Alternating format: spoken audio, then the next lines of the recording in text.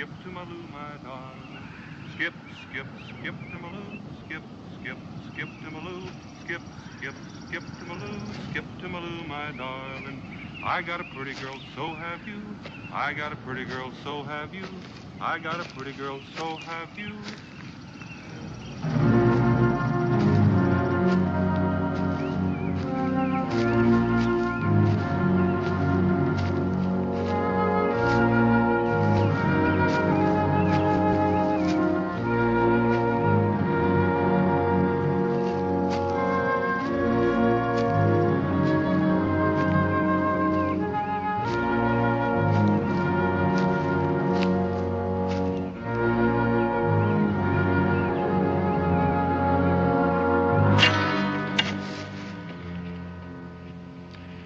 Entire patrol slaughtered. Every last man dead. In all my years of soldiering, nothing like this has ever happened to a unit under my command. I intend to see that it won't happen again. I wouldn't be too sure of that, General. If you don't want more men killed, don't send out more patrols. Chief Kampowitz is a very smart general. And you think he was responsible? That'd be my guess. That's a Wyandotte Lance. Kampowitz. A military genius, a superb strategist. Boone, you know him. Where did he learn the art? Well, he's a product of his times, General. He's mainly interested in survival, so he adapts. You admire him, don't you? Haven't seen him in many years, but he's a good man to have as a friend. A bad one to have as an enemy. Well, you don't choose an enemy, General. You make one.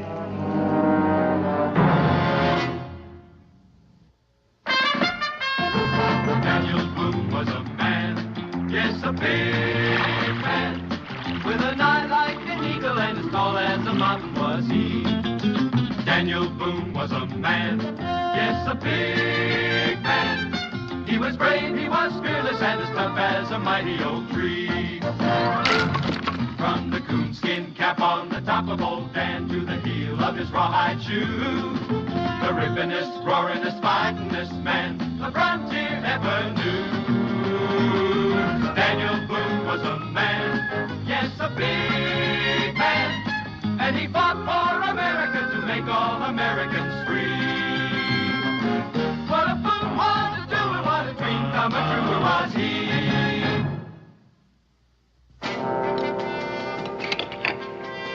Well, of course, we welcome all the help we can get. And I know your reputation as a woodsman, but I wonder if you'd mind explaining exactly in what capacity you're here. Well, as a matter of fact, Major, I'm kind of curious about that myself. No, what I meant was, is it official or unofficial? Colonel Boone's mission is strictly unofficial. He's here at my specific request. Oh, then perhaps I should have asked if it's entirely confidential.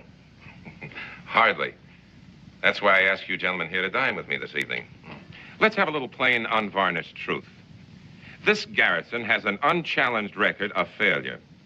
For 2 years now, Kampowitz has outmaneuvered, outfought, outthought, and outwitted you at every turn. 3 generals before me have been sacked for failure and incompetence. Your failure, gentlemen. Your incompetence. Let me assure you, I have no intention of becoming scapegoat number 4. That's why I invited Mr. Boone here this evening. That's why you're going to listen to what he has to say. Mr. Boone? Naturally, General, I'd like to try to be of help. I'm not sure I know what kind of help you need. How do we end this war? Just stop fighting. Our orders are to get... I know what your orders are, General. That's to move the Indians further west. You think we can do that without fighting? I don't think you can do it at all. Strange talk coming from you, Mr. Boone. Why is that? When you opened up the trail to Kentucky, brought the settlers in over the mountains, you did a powerful lot of fighting to clear the Indians out and make this region safe for other families moving west. Well, sir, we didn't try to force whole tribes, whole nations into exile from their own land. We were willing to try to live and work in peace with them. It hasn't worked out that way. In some cases, it hasn't. There's been wrong on both sides. There's been resentment, suspicion, intolerance. Selfish men, both red and white alike, seeking to serve up trouble to serve their own ends. Oh, but this is different. Different in what way, Major? Kampuitz is fighting to keep what he rightly believes belongs to his people. Meaning all the wrong is on our side. Meaning if you treat an Indian fairly, he'll be fair with you. Cross him and you've got yourself a merciless and bitter enemy. Kampuitz and his tribe have a treaty guaranteeing their borders. I say stick with that treaty. We're willing to compensate them, resettle them. 25,000 square miles of land for a couple of kegs of tobacco and a litter of promises never meant to be kept. It would seem you've been among Indians so long, you're beginning to think like one. That's the only way to survive out here, Major. I recommend it. So then your best advice is for the U.S. Army to quit? Until you're ready to bring up enough forces for an all-out war, that's my advice. Can we speak our minds, General? Go ahead. I think, for reasons I don't even pretend to understand, Boone here is trying to buy time for his friend Kampuitz. Time for him to gather more forces. Time to make more alliances. To inflame all the tribes to war. That's enough. Major Howard and I demand you apologize to Mr. Boone. Well, what other reason can there be for his advising us to turn tail and run? I asked you to apologize. There's no need. It's pretty plain my way of thinking is not the military way of thinking, and there's nothing I can do about that. So, if you'll excuse me, gentlemen. Boone, I'm sure that if General, you give us there's no nourishment gnawing on a dry bone. I'll be moving on in the morning. Insolent peasant. Gentlemen, you're excused. Major Howard and I are going to have a little talk.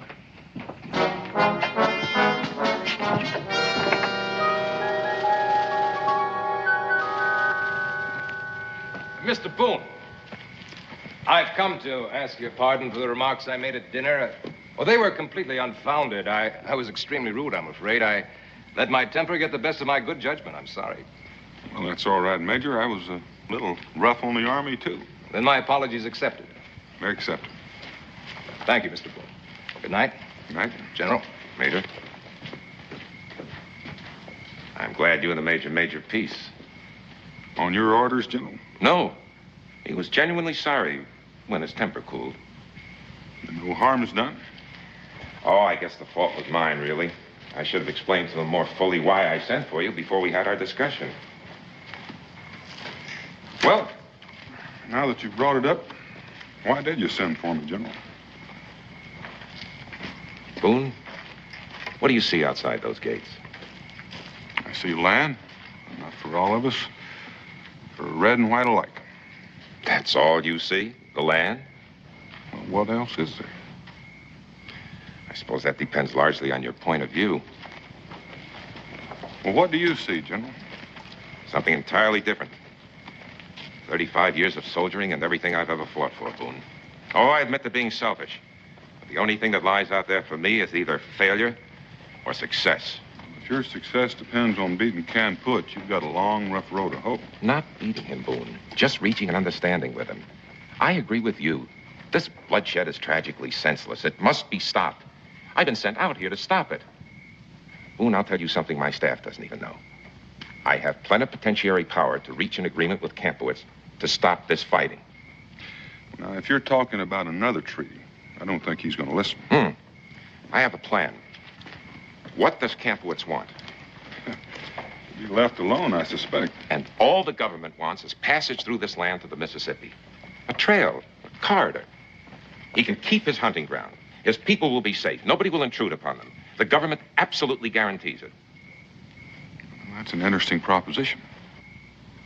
I know I can convince him of our sincerity if I can meet him and talk to him face to face, man to man. It's the only way.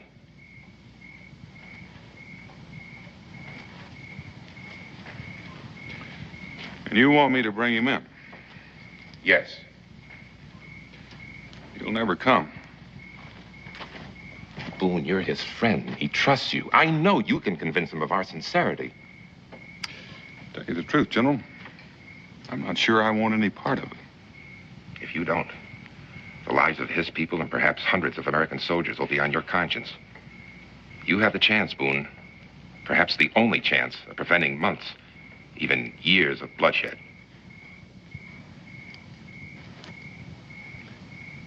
Do you guarantee his safety? On my honor as an officer, He can come and go as he pleases. Boone, my whole career rests on bringing peace to this region. I have no other argument. I don't reckon you need any, General. Man spends a lifetime soldiering is not apt to settle for anything less than peace. I don't know where Kampowitz makes his camp, but my intelligence indicates that if you... Oh, never mind that, General. Well, how are you going to find him? Well, I'm not.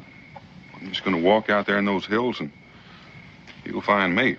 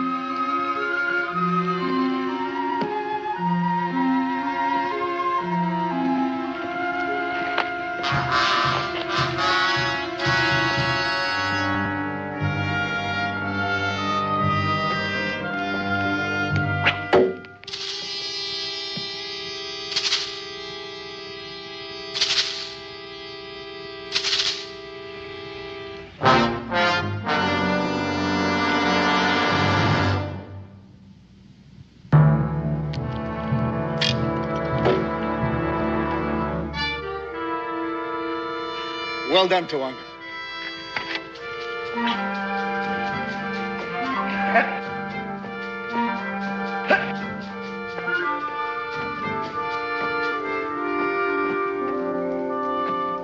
The boy handles the bow with grace and power. Could his father's son do less? She's beautiful as a rosebud. Could her mother's daughter be less?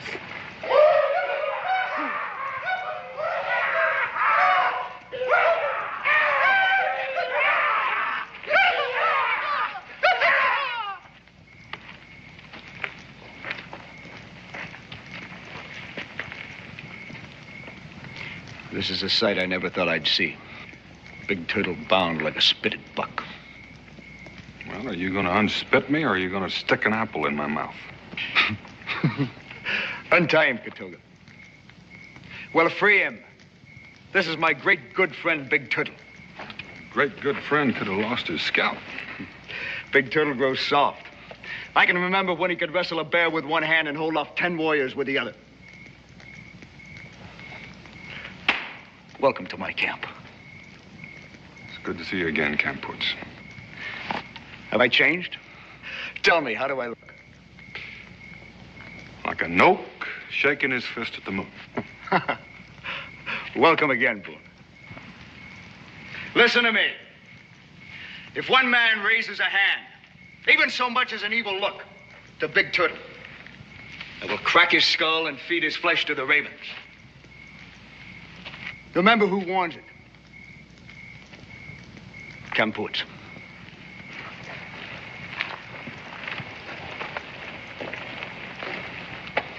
Tawanga, this is my good friend, Big Turtle. Come take his hand.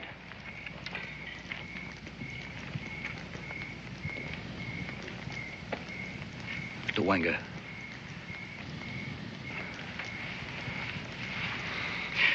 He has never been this close to a white before.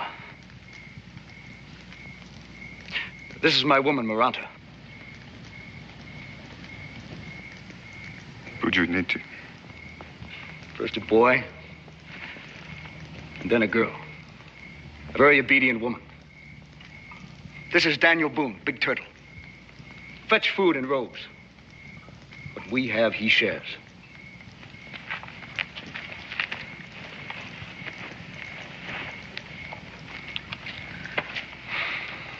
You see, Big Turtle, the towns of the Wyandot are no more. The fields we planted, our great harvest no more. We've become wanderers, nomads of the forest. We've lost everything in this war. Everything except our pride. That is one possession we will not surrender. You can't put, you can have peace, and with pride. Oh, it's too late. It's too late, Boone. Can't put... Later. Later, Boone. First, we will have a feast of remembering. Then we will go into the forest and make new memories.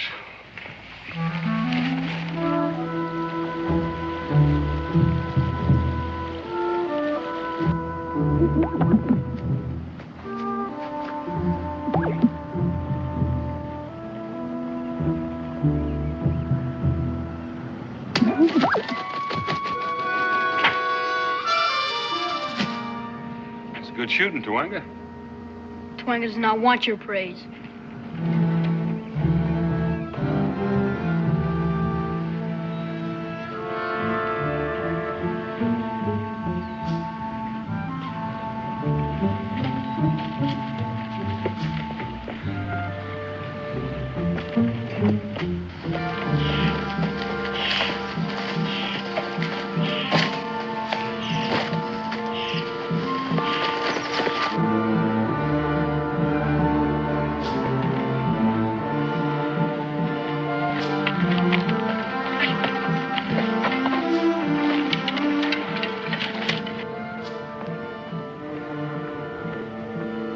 Why do we do this, Father? If one is to hunt well, he must learn to be hunted. By the white man? He's not like the others. If he were, would he find us in this game we play? Will he, Father? Big Turtle will find the tracks just as I have taught you to find them. He is not Big Turtle, and he will not find us. You're thinking this, my son, will not make it so.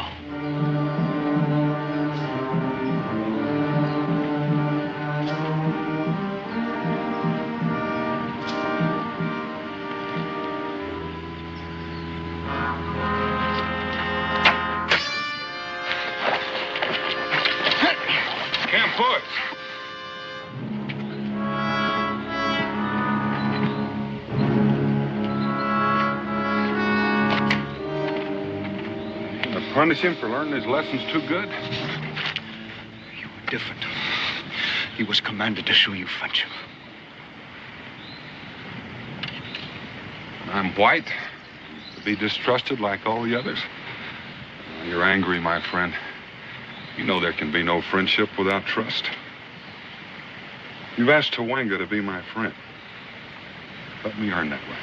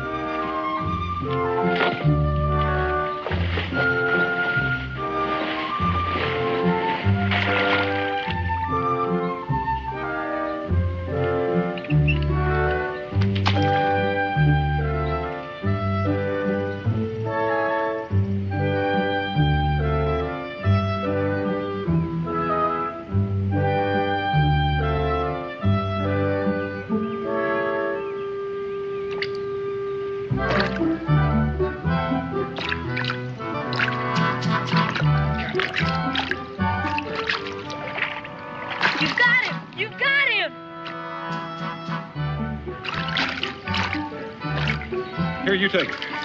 Come on, take it. Keep some tension on there. Keep it tight. Play, man. Here, go. Slowly, slowly. I did it!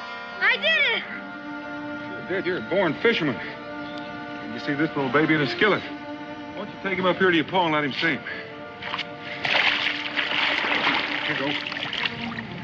Why don't you just keep that pole? See if I can get you some more hooks. Twanga's very grateful to Big Turtle.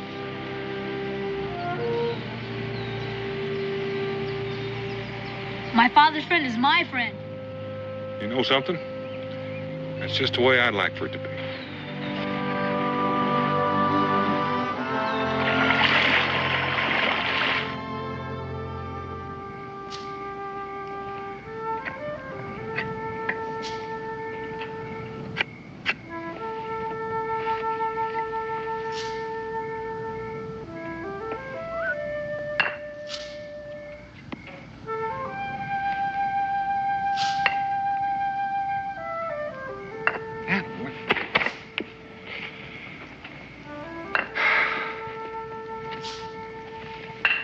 You're getting the hang of it. Now we will talk. You have made a long journey and taken much risk. What word did you bring to Camp Woods? Words of peace. I have tasted the white man's peace. I have no stomach for it. You know you can't win this war, Camp Woods. For 2 years we have fought and my people still have the land. But where are the whites? The whites are behind the stockade at Fort King, beaten, fearful, and imprisoned. For the time being. But sooner or later, they'll reinforce. More companies, an army. We'll meet them all. And there'll be cannon and cavalry. I would lead my people to the death before I'd lead them to slavery. There's no need for either. You see, Camp Woods, there's a new commander at Fort King, and he's come here with the power to negotiate with you. All he wants is a corridor through your hunting grounds. A neutral trail that will be safe for your people and whites alike to travel. Cannot be. Why not? Here are your hunting grounds. Nobody to disturb you. All that's involved is a trail. No. I will show you how it will be. The whites gorge themselves on the land as a snake devours its prey. They swallow it whole. First a foot, and then a limb. The snake's body begins to swell, and you would think it would burst. But no. No, it doesn't. He engulfs it all until the last small inch is fastened in his jaws. And I will not feed that snake. All right, you just go on fighting. You go on losing your braves and losing your villages and turning your young into wild animals. You've chosen what you want.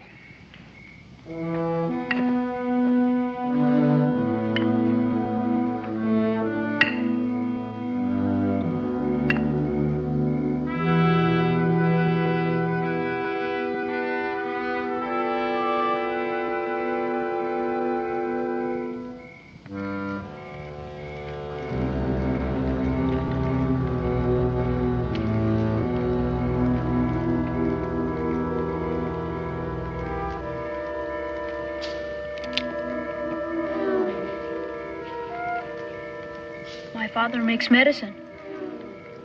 What do the gods say? The words of black fire carved on a pillar of white. The great hand stretches out and gouges the sun from the sky. There's nothing left. The far-off lonely cry of a bird.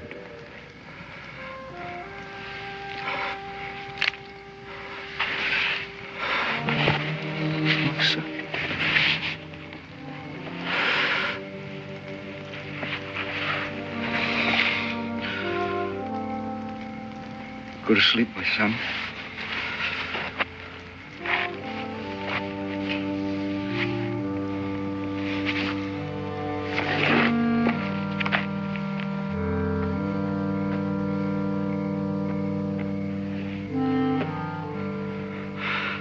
How well do you know the new commander at Fort King? Not well. Well, then what makes you think he can be trusted? Because he's an ambitious man. He wants power and position. To gain both, he has to have your support. If you were in my place,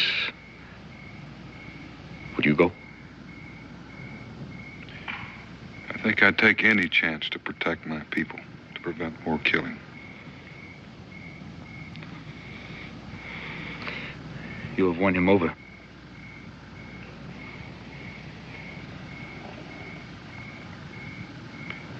How about you? I want him to be free. How long do you think he's going to live to enjoy your kind of freedom? I will go. But only because you say I must.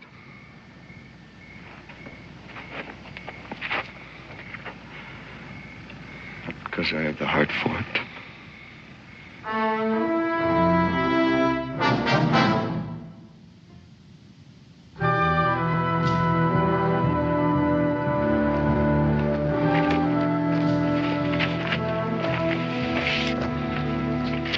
Who will lead us if you do not return, Kampuits? I will come back. Let us go with you. Do I need further protection when I'm escorted by Big Turtle? I will go alone.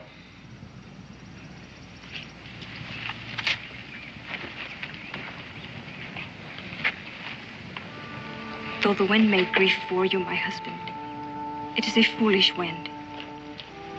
Yes, this we know. Hunt well, my son.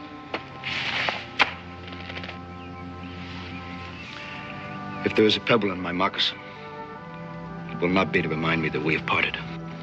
Yes, my husband. The paths you will travel will be filled with pebbles. This we know, too.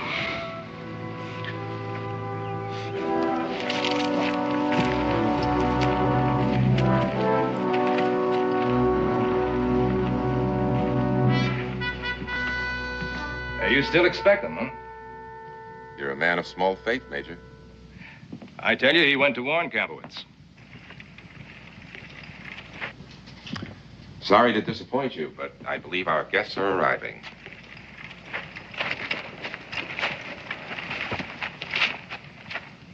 General's compliments, Mr. Boone. He'd like to see you in his office.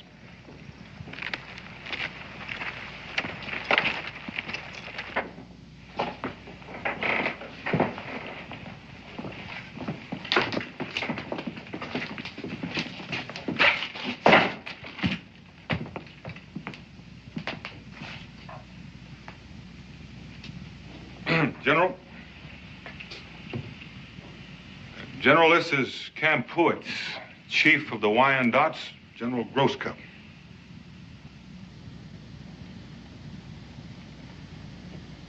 So this is the bloodthirsty savage who's been waging war against us. General, I told Kampuits... I have no idea what Boone has told you. But I'm very pleased to see that you have come. Guards, place that murderer under arrest. Hold it, Boone. I assure you I'll have no hesitancy about using this. Get that savage out of here. I will walk alone.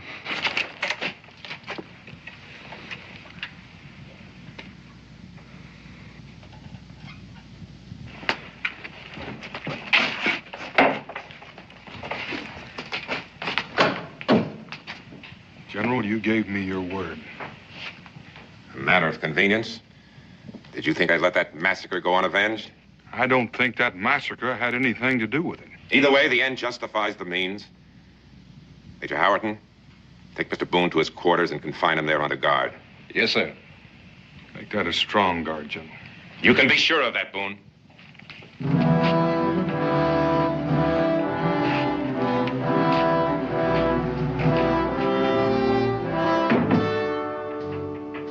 Yes, come in. Dispatches from the War Department.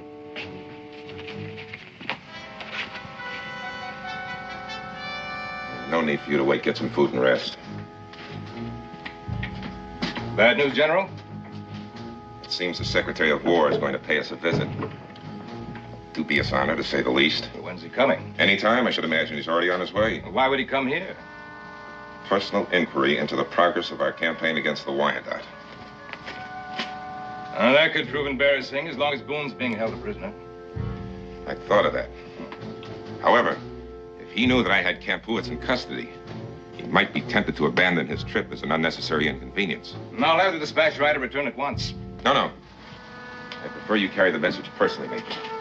If the secretary should persist, I'm sure you could be more persuasive than an ordinary scout. You'll share the honor of the capture naturally. When do I leave? Tonight. In the meantime, let's have Boone in here. Yes, sir.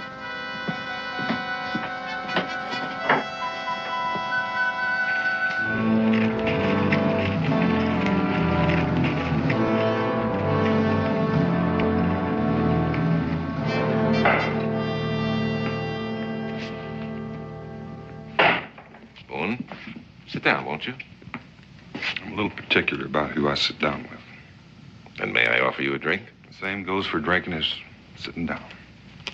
I'd hoped that by this time you'd have cooled down a bit, but no matter. You won't get away with this. You know that, don't you? I already have, Mr. Boone. General, you're a fool. Do you think Kampuitz stands alone? You mean the Wyandotte? What are they without a leader? You see, Boone, what you consider treachery is really an act of mercy on my part. By capturing Kampuitz, I dare say I saved 1,000 lives or more. Without him, the Indians are leaderless, but still alive. I wasn't talking about just the Indians. Surely you don't mean the white man. There's good land out there. You said so yourself. I said there was enough for all of us, and I know some people who would agree with me. And I know more who wouldn't. They want that land. I made it possible for them to get it without any interference. I don't think you'd be a hero to them, General, if they knew how you went about it. Outside of you, Major Howard, and myself, all anyone knows is I accepted Kampuitz's surrender.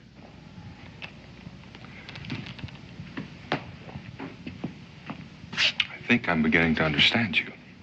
Not completely, Boone. You've been of some help to me. And in return for your silence, I'll mention you in my report and perhaps arrange a land grant from the government. What about Kampuitz? He'll hang for murder. After a military trial, of course. Then you'd better hang me too, General, because if I get out of this, I'm going to have your scalp. It's all over, Boone. Can't you understand that? Major Howerton's riding east tonight to spread the word that Kampuitz has been captured. I've made my offer.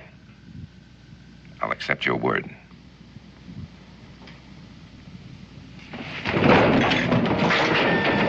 Guard!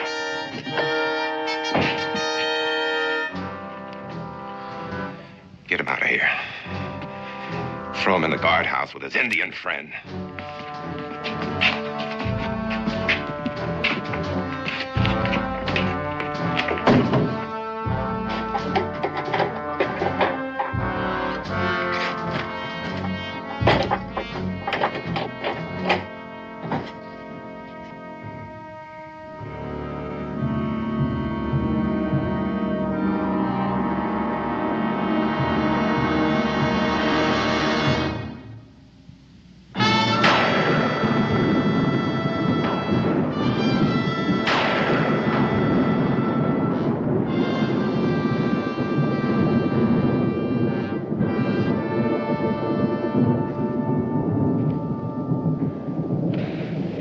Say it. Say I was a fool.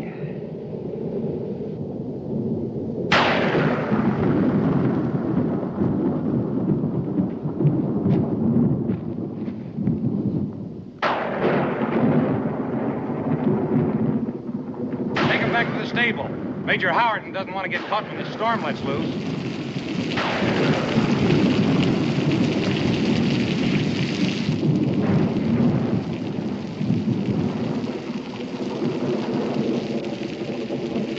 Don't just sit there like a slab of rock.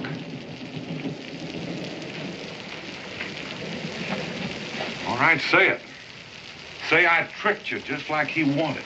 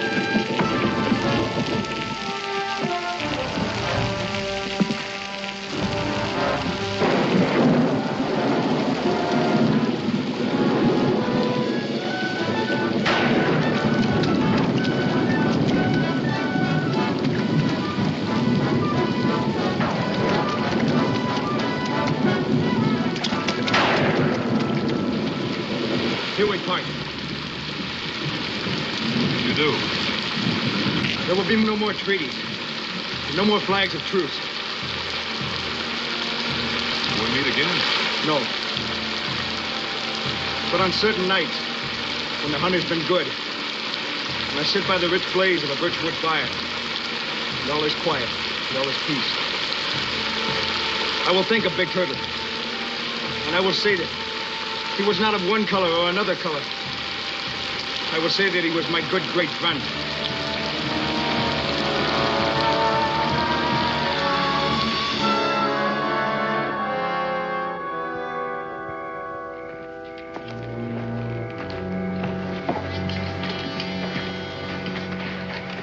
I'm glad the storm's over. Yes, you'll have good traveling, Howard. Oh, my compliments to the Secretary of War, and tell him a full report will be on its way. I'll do that, sir. Well, good luck then. Thank you, sir.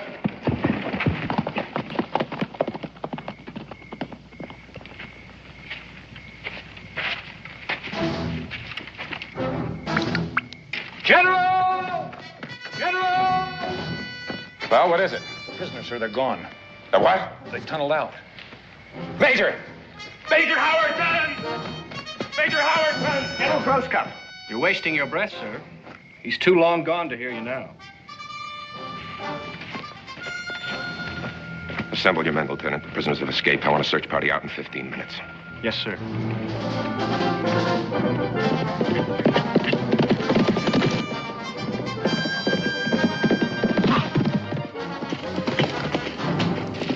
Boone! Been waiting for you, Major. Took you quite a while getting here.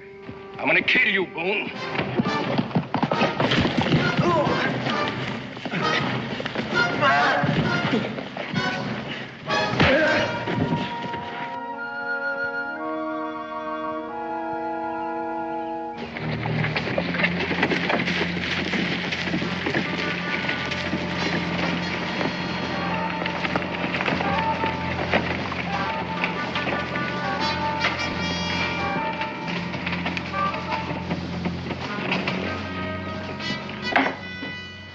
Secretary of War has just arrived, sir.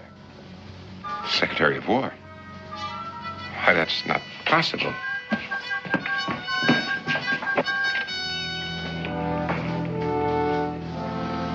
Secretary, I hardly expected you so soon. It's quite all right. It's quite all right. You look tired, sir. I'll arrange quarters for you, and after you've had some Later, General, later.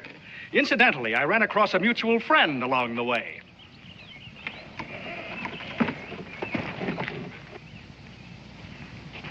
I reckon you didn't expect to see me quite so soon either, General. Corporal of the Guard. Corporal of the Guard, place this man under arrest. Sir, this is the man. Perhaps we should discuss this further in your quarters, General. This way, Mr. Secretary.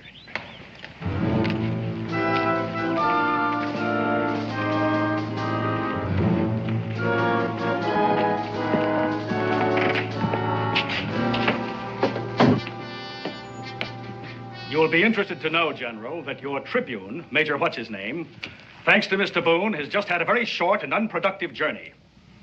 He is not going to spread the joyous news of your victory over Kampuits from the mountains to the sea. No, sir, he is not. By my orders, he is now being conducted to Fort Marcy, where he will remain on ice until his tail congeals. Sir, my intentions... You will not interrupt, General. That's a serious breach of military etiquette. Which brings me to point number 2. Breach of military etiquette. Mr. Boone has given me a complete account of your so-called capture of Kampuits. In all my years as a soldier, in all my experience, both in and out of uniform, I know of nothing so degrading to the uniform you wear or the country you purport to represent as this flagrant violation of the sanctity of a flag of truce. What was in your mind, sir? What made you think your government would condone your treachery? My orders were to resettle the Wyandotte. Kampuits is their leader, constantly stirring up trouble. General, when you get a thorn in your foot, you don't help it by burning down the bush. As Secretary of War, I officially disavow your action. As a fellow officer, I am humiliated. If it were possible, I'd have a court convened today, and I have no doubt they'd vote to have you hanged. If it were within my province, I'd hang you myself. But failing that, I intend to strip you of all rank, pending a hearing before a military tribunal. In the meantime, you'll be confined to quarters under guard.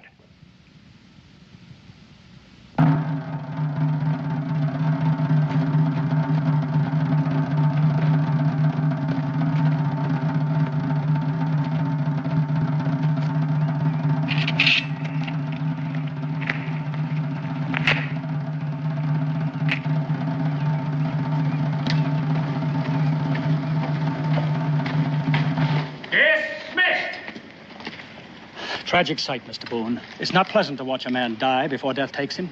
No, sir. My deepest regret is that your Indian friend couldn't have seen this. It might have helped convince him of our sincerity. Oh, he saw it all right. Mr. Secretary, take a look around you. They've been sending up smoke since early light. What's your recommendation, Mr. Boone? Mr. Secretary, I figure it's our turn. Our turn for what? Walk out there carrying a flag of truce. I figure Kampuitz is still a man of honor.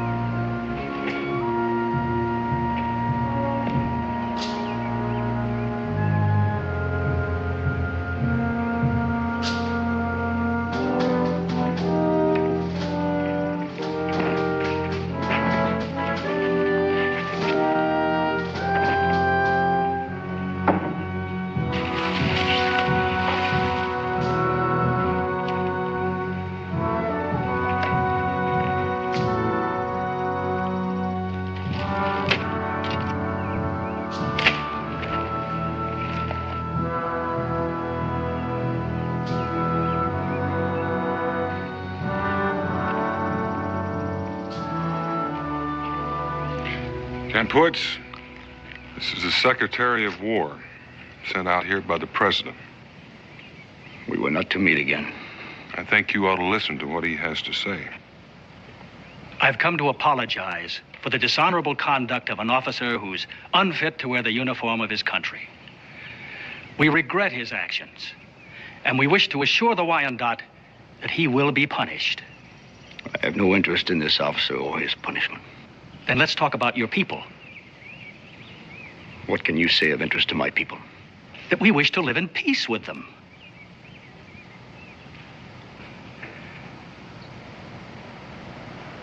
I will talk to you.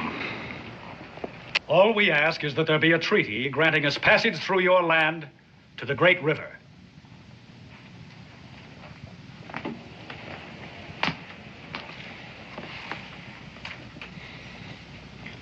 What does Big Turtle say? Well, I think he said the right words. He said your land. I think that's the important thing. As long as you own it, you can permit trespass or not. That is the truth. It will be the land of the Wyandotte. But we will let the white people pass through on their way to the Great River. So long as they come in peace. So long as they do not settle. Is that understood? That's all we ask. I will give my word for my people. And I give you mine in return. I would say one more thing. If the white man means to keep his word, what is the need of the soldiers? What is the need of this fort? You ask us to abandon this fort and withdraw all soldiers from this territory? It will show me that you do not lie. I think he has a point, Mr. Secretary. You drive a hard bargain. Is it agreed? It is agreed. We will evacuate this post immediately. We will send no more soldiers to the land of the Wyandotte. Then we will live in peace.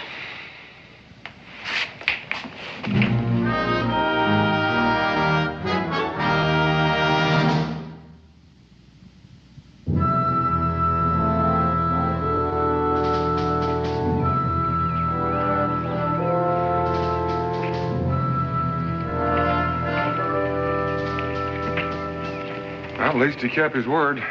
Everything and everybody's gone. And I will keep mine. And Tawanga after me. Oh, I almost forgot. If a white man shows up at your camp and wants to join in on the hunt, would that be trespassing? We will allow one white man, especially for fishing. And most especially if you take me. Well, now, thank you, Tawanga. Farewell, my friend. Kampuitz.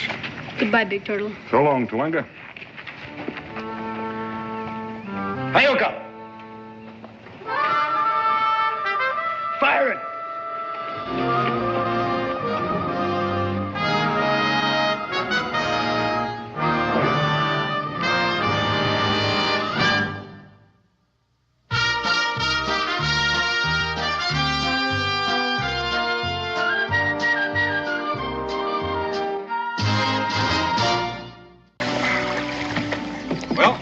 the last of the open water.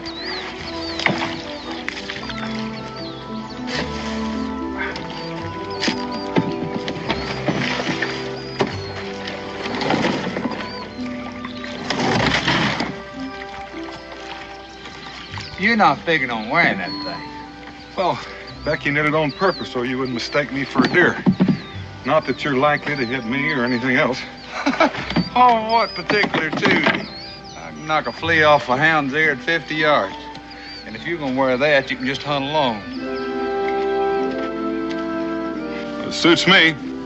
Meet you back here at sundown.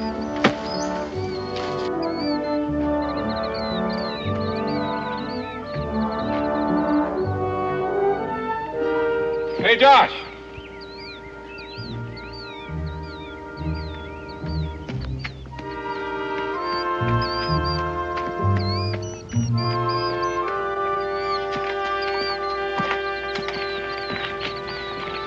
What'd you find? I don't know.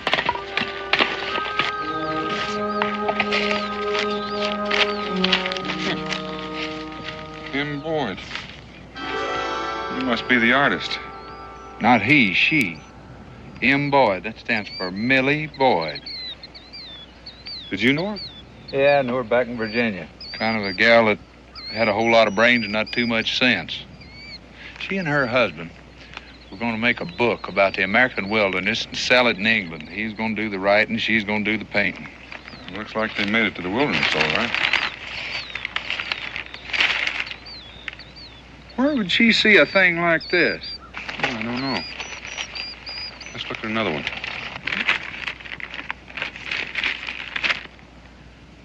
That looks like an Indian mask. Didn't look like any Indians in these parts. Millie and Sam, right here in these woods. No, not necessarily, Josh. It could have drifted down the river a long ways last spring during the high waters. It traveled a long way before it snagged up here. And you never know which one of these feeder streams it came in on. Daniel, you mind if I keep these? Well, I reckon since you know the artist, you're entitled. Well, I reckon I'll scare me up a deer. You wear that, you're going to scare them. Well, this will attract them. I may hang it on the bush as a decoy. Good hunting.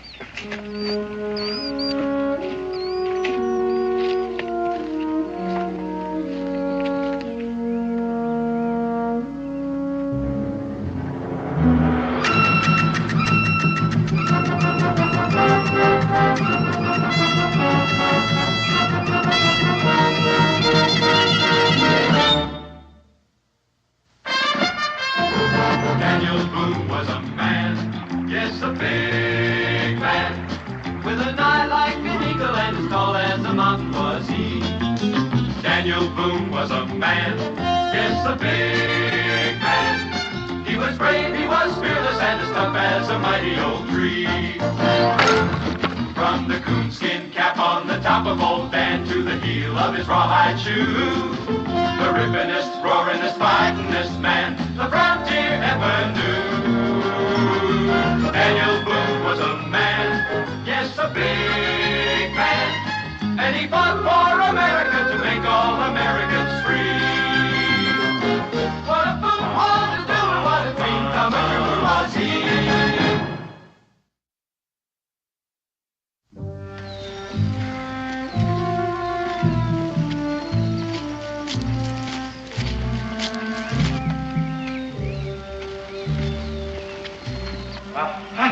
Little Sphinx, I've got you! I've got you! Huh. This time for sure.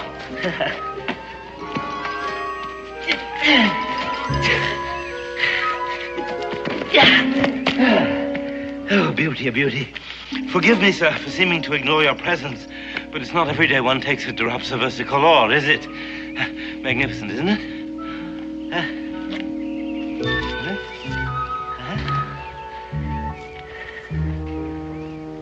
Drops of what?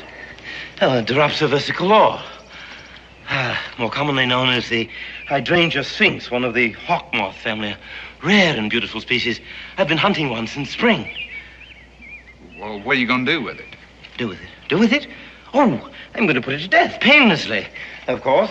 And then I'm going to mount it in some suitable manner where I can enjoy its gorgeous color and beautiful symmetry for years. But I must ask your forgiveness again. I am Sir Hubert Winthrop Spencer, philosopher, linguist, and man of science. FBRS, FFRS, and a fellow of many other royal societies, which is to no point now, since I haven't attended a meeting or contributed a paper for years. And you, sir? I'm Josh Clements. I'm a hunter. It's what I do for a living. A hunter? I, too, am a hunter. You see, we have things in common. Do you hunt the lepidopter, or are you more interested in the beetles?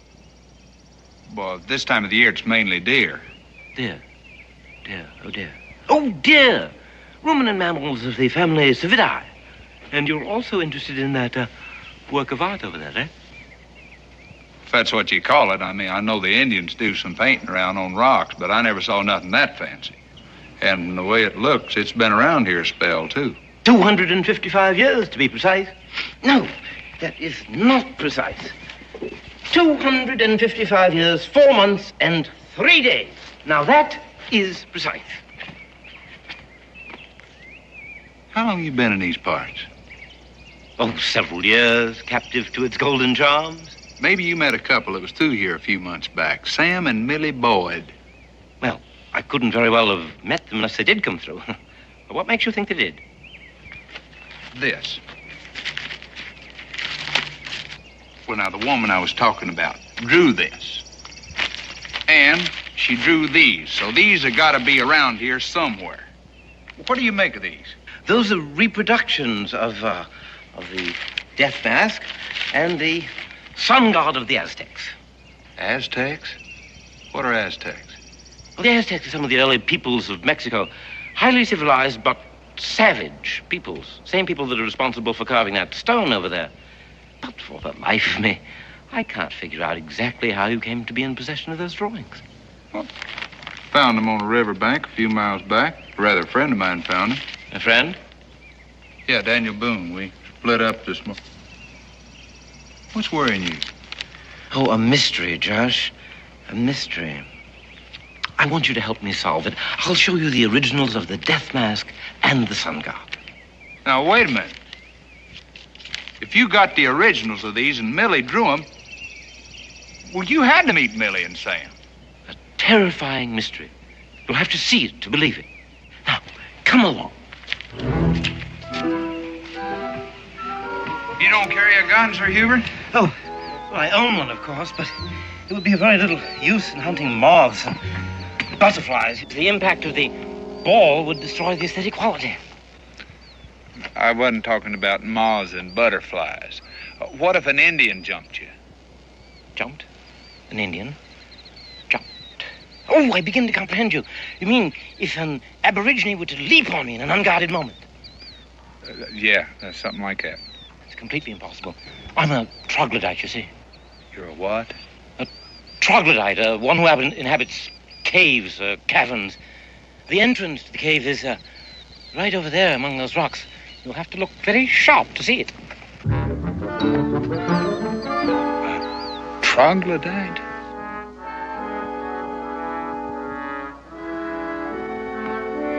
Hubert?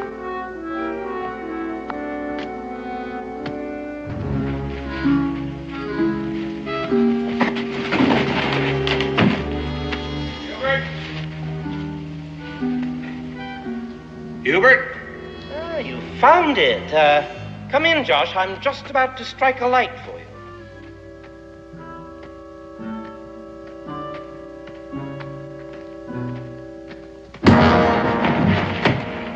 Quite a bright light, wasn't it?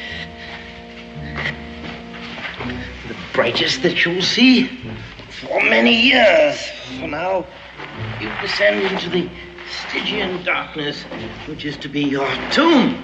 Although I hope to enjoy your company for many years to come.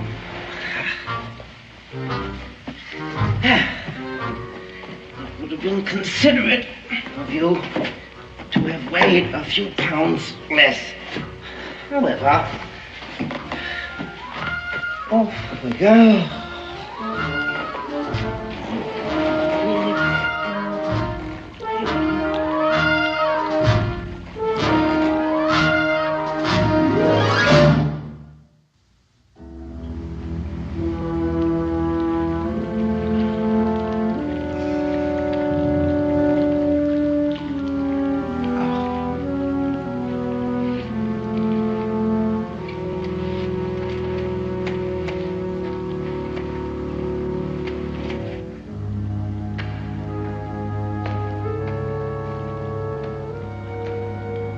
Hubert?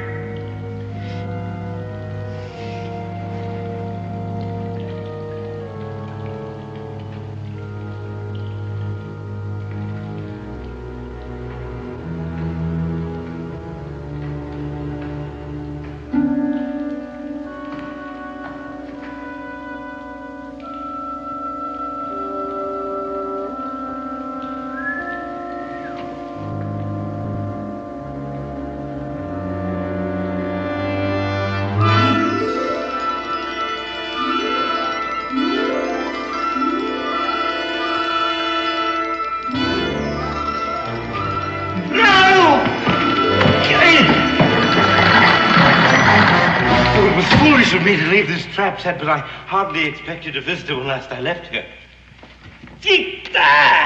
No, you clubbed me. Oh, a cruel necessity. But I made amends by saving your life. Yeah, from your own trap. No, that trap was designed by those who placed the treasure here. Fantastic, isn't it? How do you open this thing? Careful, those obsidian knives are sharp. Well, then get me out of here. As soon as is humanly possible.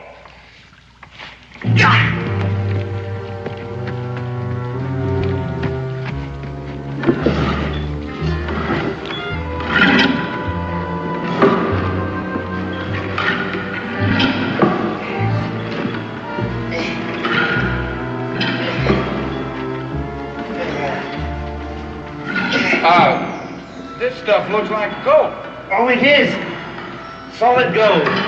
The lost treasure of the Aztecs.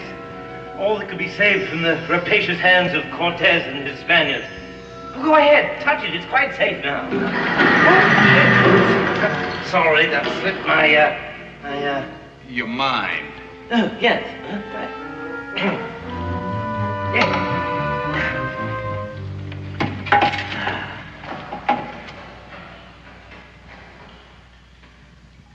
The throne of Montezuma, brought northward 255 years ago. Go ahead. Sit on it. Sit on it. Go on. Sit on the throne. Sit. I don't want to sit. Would you just let me alone? Oh, put on the crown. See what it feels like to be the living incarnation of the sun god. I don't want to put on that.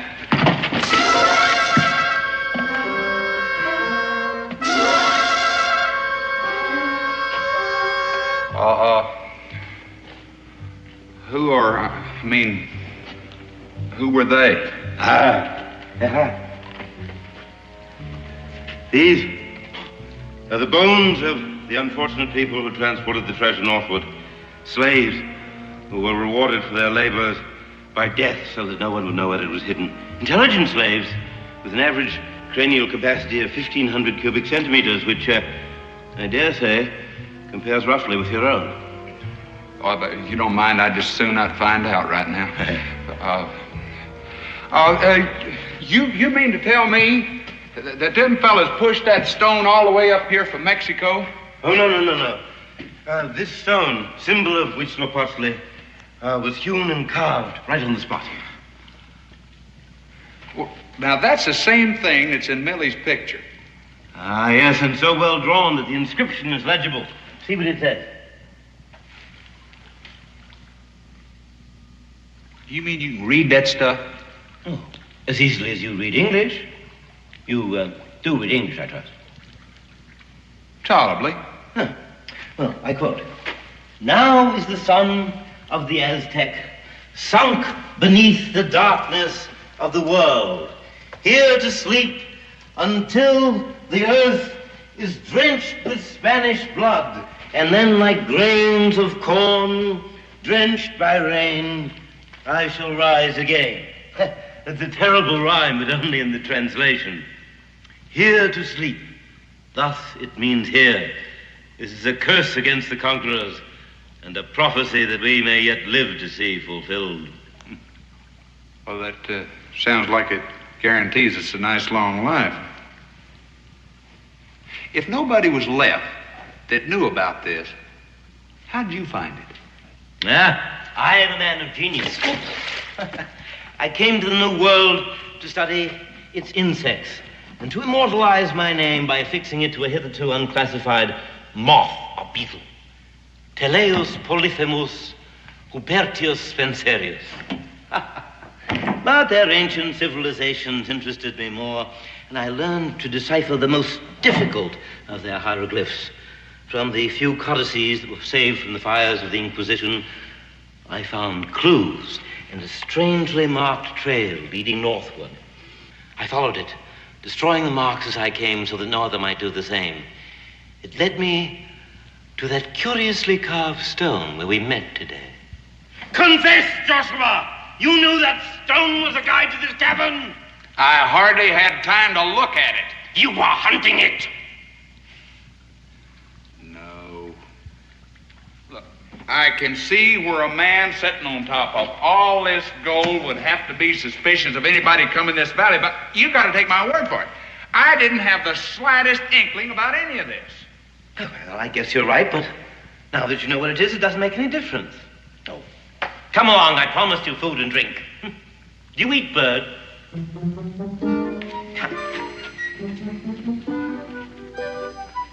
Birds. Birds. Hilly-hi-ho, boy. Come, bird, come. You're quite a collector, aren't you, Sir Hubert? All these insects, that treasure. And somewhere along the way, you collected my rifle. Oh, yes, I left it by the mouth of the cave.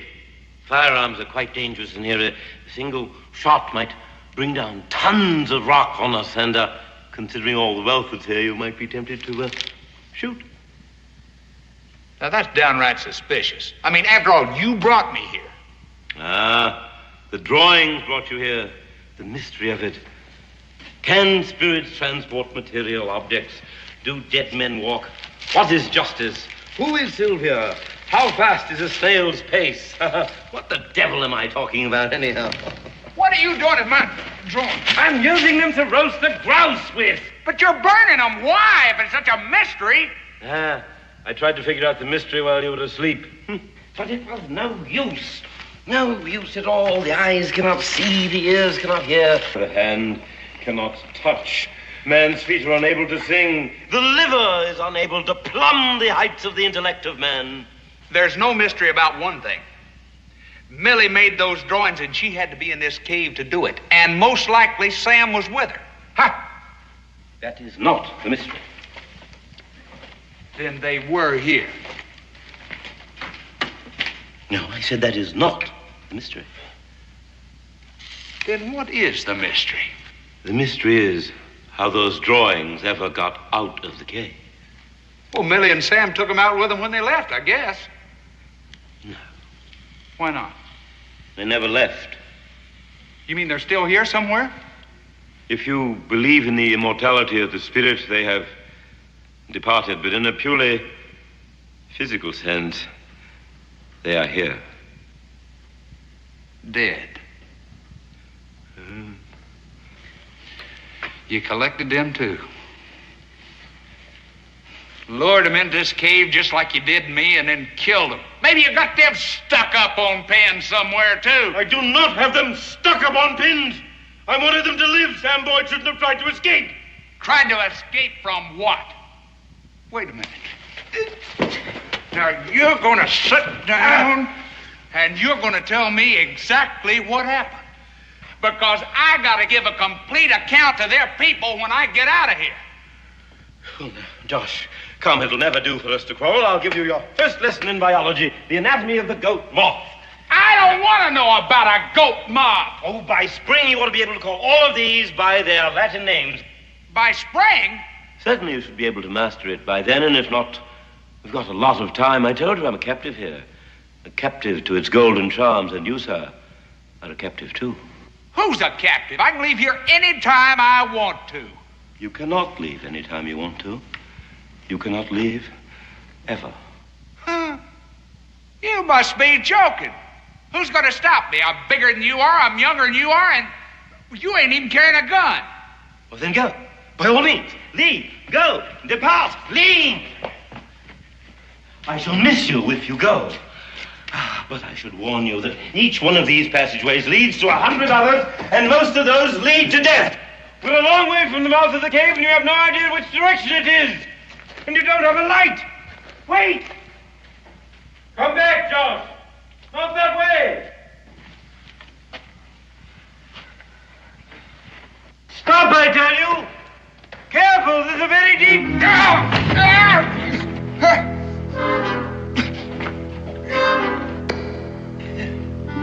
I told you it was a very deep... I know! Oh, look. Listen.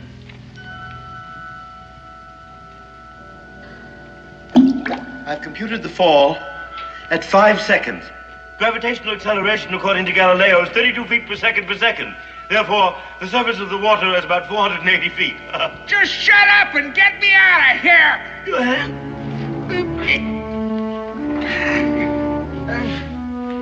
Easy.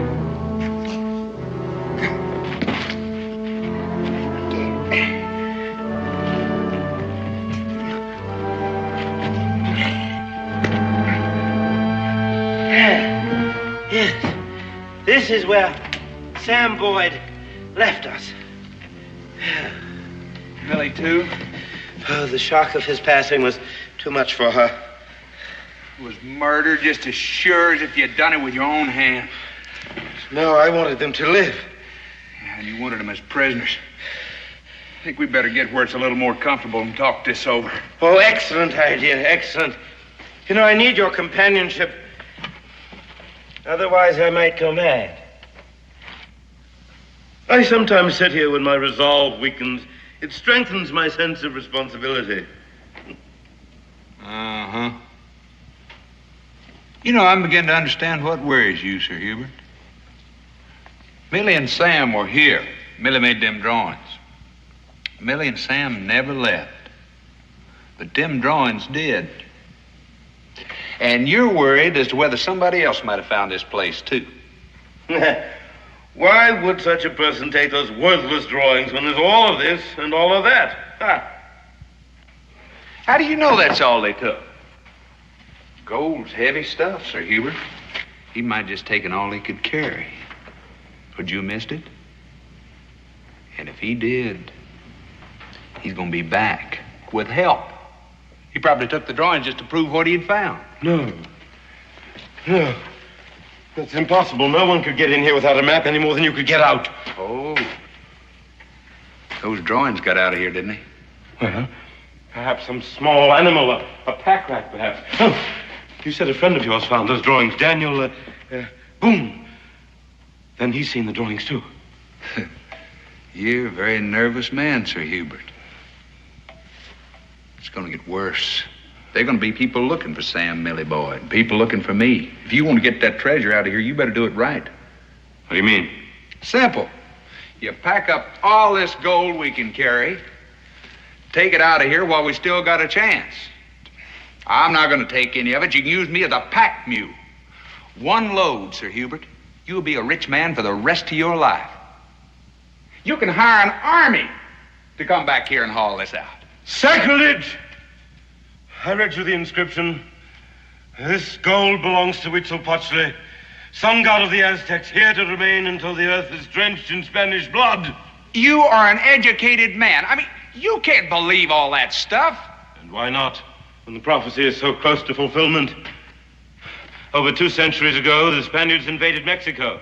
They won their ways into the chambers of Montezuma, Huitzilopochtli's living representative on earth. They killed him, a slap in the face of the god himself. They tore down his temples and burned all his sacred books. They stole all his treasure, all except this. And the sun god bided his time. And what did the Spaniards do with the gold? They melted it down into ingots to build the mightiest armada the world has ever known, to send against England. Do not forget that I am an Englishman. And where is that mighty armada now? From the English Channel to the North Sea coast, the hulls of the homes of fishers and the gold that built them is gone. And Brazil is lost to them, and soon the whole Western world, and yet you doubt that I should believe in a curse and a prophecy. I say to you, sir, beware. Beware how you slap the face of a pagan god. 130 warships set sail, but their leaders forgot the sun god's curse. And in the Straits of Dover, that sun went out.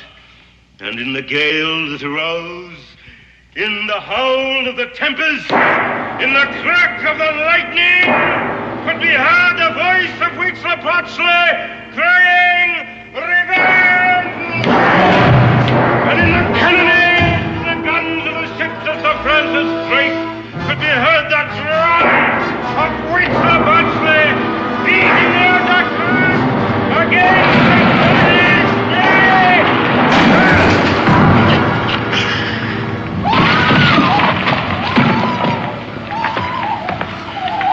That's a human voice. It's a woman's voice. She might be hurt. Come!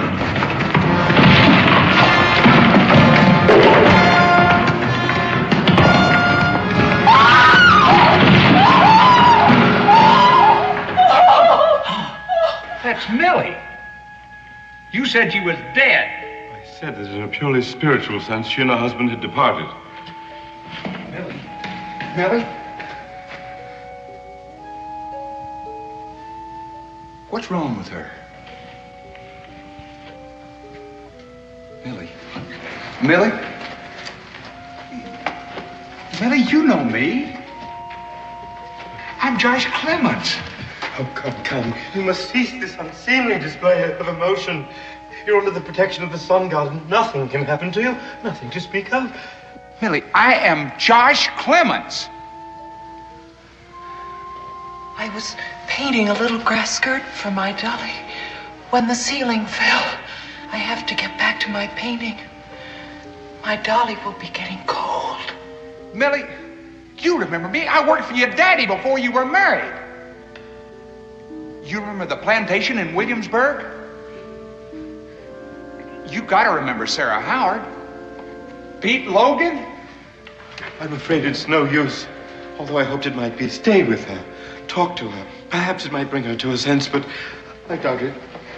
Millie, wait a minute. Now, this is going just about far enough. Now, you've got her a prisoner in there, and you're going to get her out. You hear me?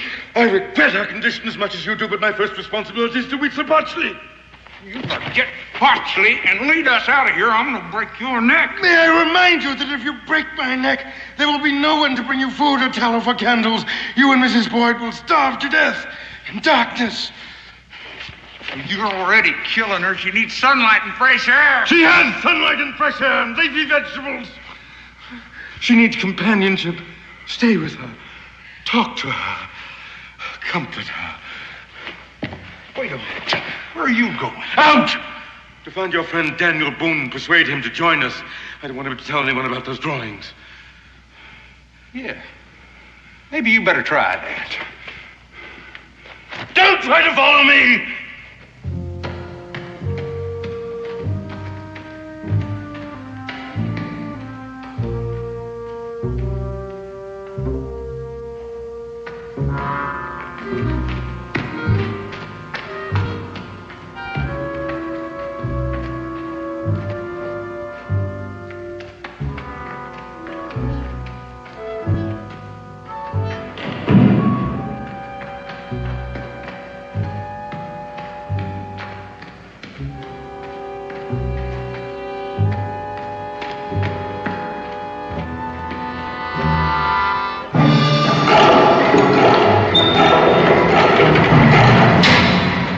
I told you, I do not like being followed. It makes my flesh crawl.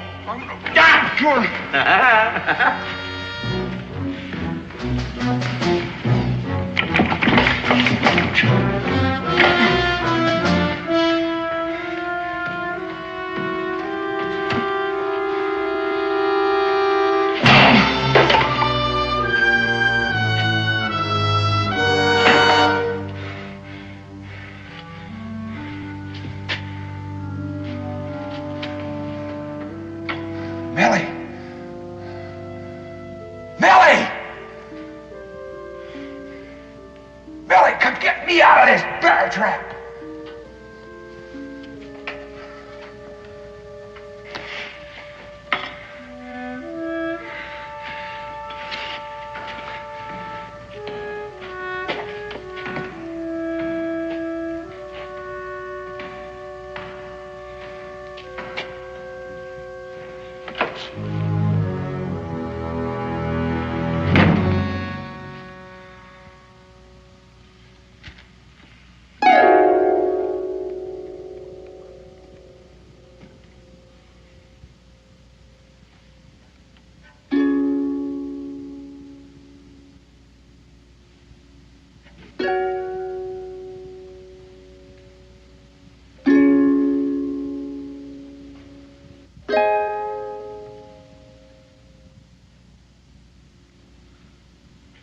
Do you remember, Millie, that evening in the spring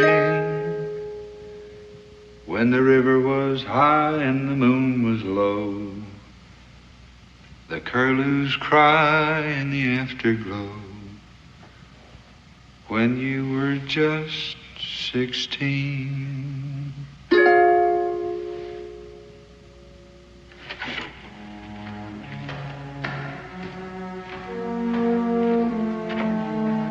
Millie! Millie! You gotta remember me!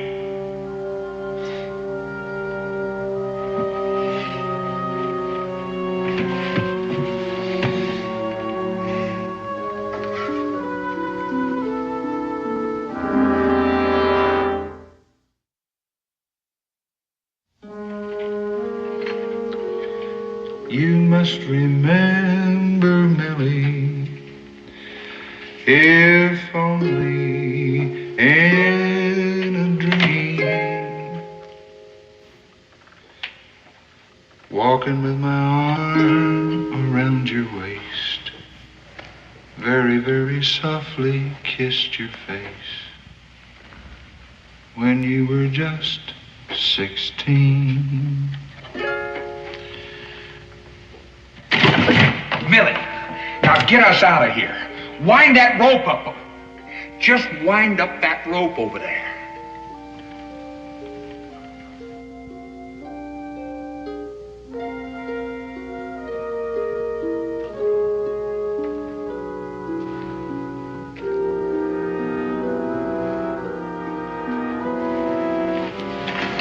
Are you sure he's gone?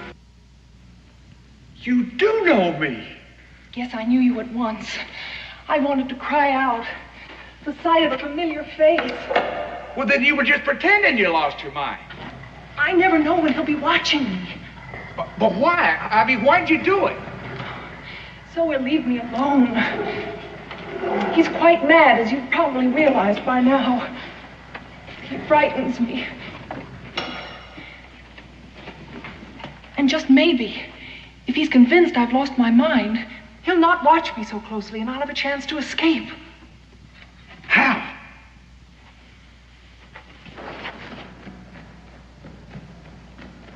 Every few days, he takes me outside for a little sunshine. I'm always blindfolded. My hands are tied. But someday he just might decide that isn't necessary and I can try to get away. Well, if you go in and out, even if you're blindfolded, you gotta sort of remember the way. I've tried counting my footsteps, remembering the turns, but each time he takes me by a different route. He has all the cunning of a madman. Oh, I know. He seems to think that the sun god is going to rise again, and he's going to rise along with him and be king of all the Aztecs. I'll tell you, I think you got him convinced this time. I know one thing, he's worried. You made some drawings when you first came here, and somehow those drawings left this cabin. Yes, he showed them to me. I pretended not to recognize them. Well, how did they get out of here? I don't know. Sam was carrying them when we tried to escape. That was months ago. He slipped and fell into one of those bottomless wells. That's not just a well. That's an underground river. You know, he might have floated out of here just like that pouch. Oh, no, Sam could never have floated, not even for a minute. Why? Because as long as we were trying to escape, he insisted upon taking some of the gold. He'd knocked Sir Hubert out and loaded up with as much as he could carry. I begged him to leave it. When he fell... Went down like a rock. I'm sorry, Millie. At least it's quick. And it gives me an idea.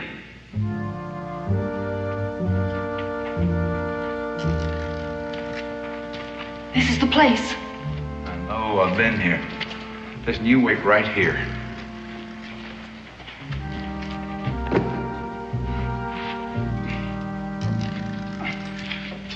Joshua, be careful. Don't worry, I have a memory to keep me careful.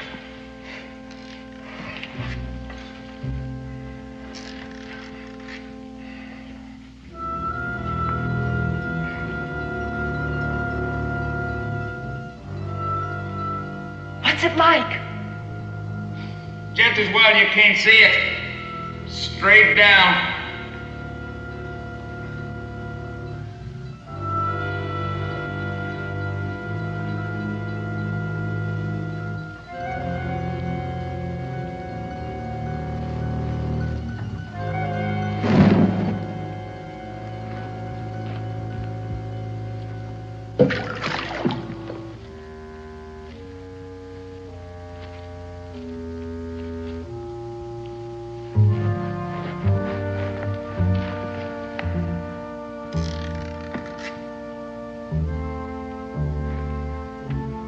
Nobody ever gonna get out of there. Gives me an idea. Sir Hubert's gonna be in for a shock when he gets back.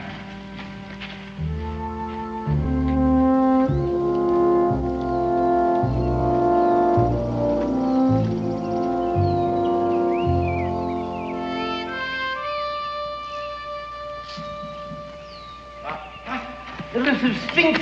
I've got you! I've got you!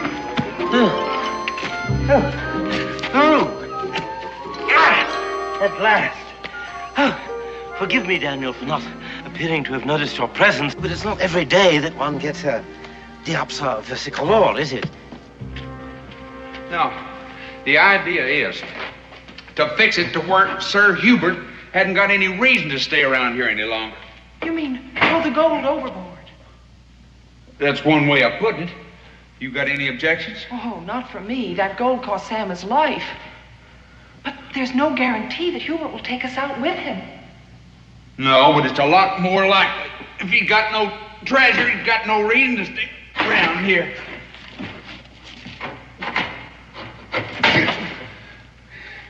That stuff's heavy. There's a layer.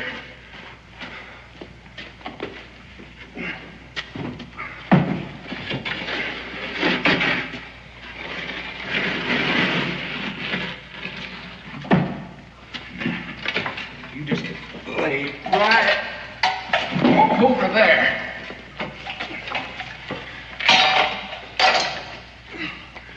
You see, Millie has not been at all well, and as a stranger, it's been very difficult for me to take care of her. Josh is with her right now. That's why he didn't come to greet you. Well, if she's been here for 2 years, why didn't you bring her back to civilization? There are reasons why that's impossible. Excellent reasons. Soon you'll comprehend it completely. Well, I'm looking forward to that. Now, where is this cavern? Close now. Just wait here and I'll make sure that we're unobserved.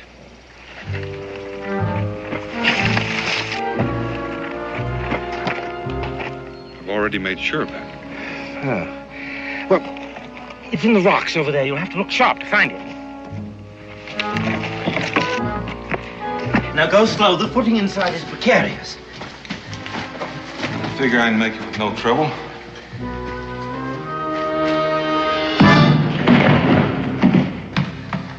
No trouble at all.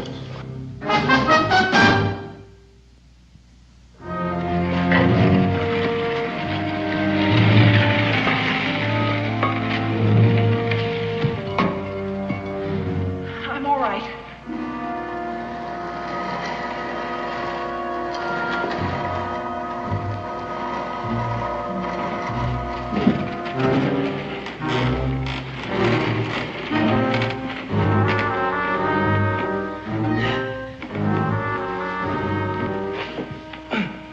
Terribly inconsiderate for you frontiersmen always to be such heavy fellows.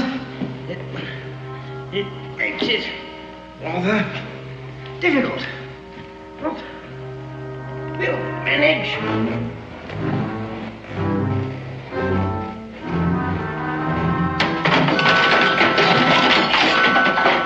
Just a couple more loads. Ain't bear enough. Fine. I'll be glad to see the last of it. The labyrinths awaiting thee, Stygian caverns black. Abandon ye who enter here, all hope of going back. Yeah, that's quite good. I must remember that. The labyrinths awaiting thee, No. A tavern is awaiting thee with Stygian labyrinths. No. With labyrinth. No. I have wandered in the cloisters of the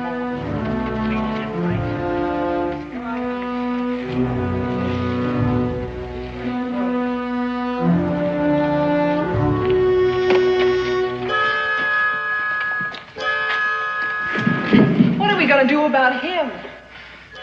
Well, let's get this out here first.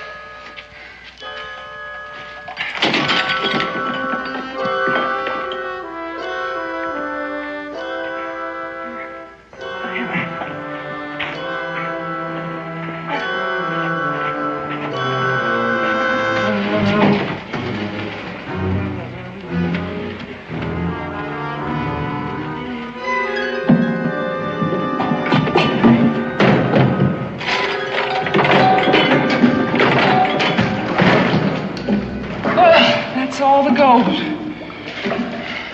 There's still that sun god. Let's go.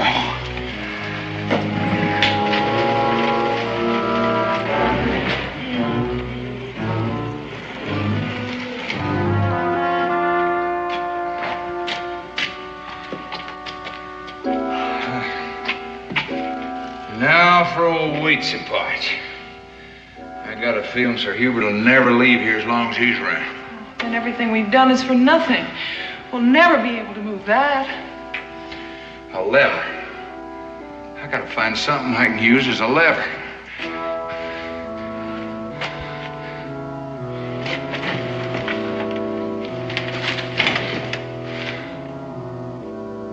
The axe!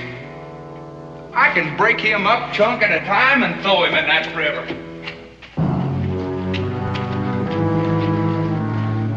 What's the matter? I just remembered something Sir Hubert said. Beware of how you slap the face of a pagan god. Joshua, it's no time to think of that now. Pachi might get kind of insulted if you throw him in that underground river. Yeah, he's probably already insulted anyhow. Well, here goes.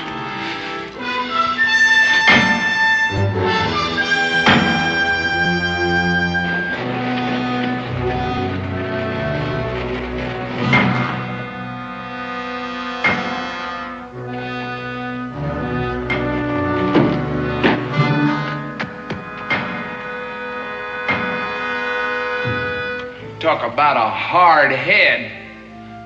There's a crack already in it up there. Yeah.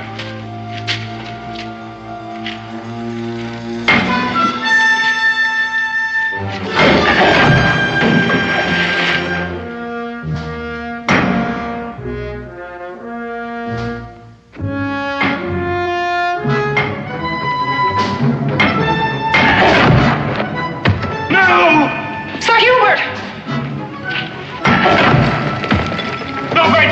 Josh, you'll shoot! Stop!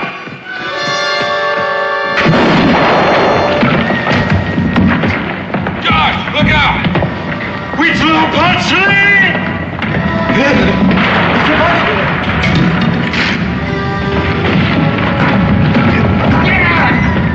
Get out, it's caving in. Josh!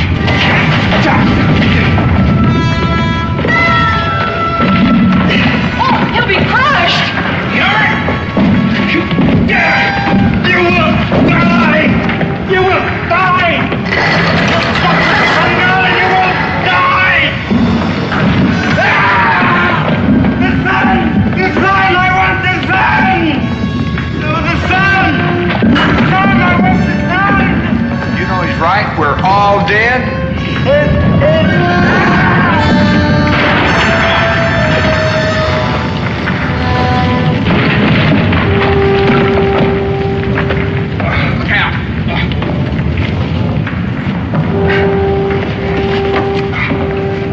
Right, boy. Where's that yarn? It's no use, Daniel. Hubert is the only one that knew the way out of here. Here it is. Give me a hand, Josh.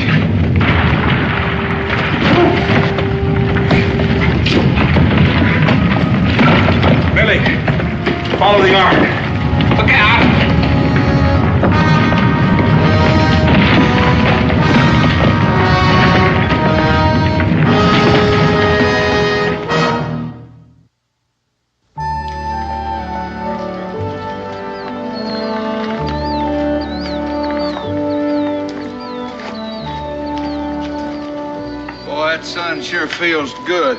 I don't know if I really ever appreciated it before. Oh, how do you think I feel? I'd begun to think I'd never see the outside world again. I'm not real sure this isn't a dream.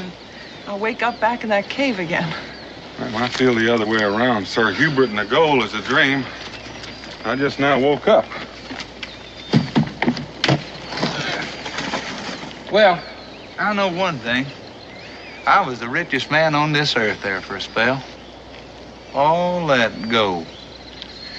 And just had to turn around and walk away from it. Well, you know, Josh, that's something you can tell your children. Ah, you know I ain't got no yonder. I guess we should think about getting started. Before I forget, here's your ball of yarn. I should throw this away. It might be easier than trying to explain to Becky. Oh, well.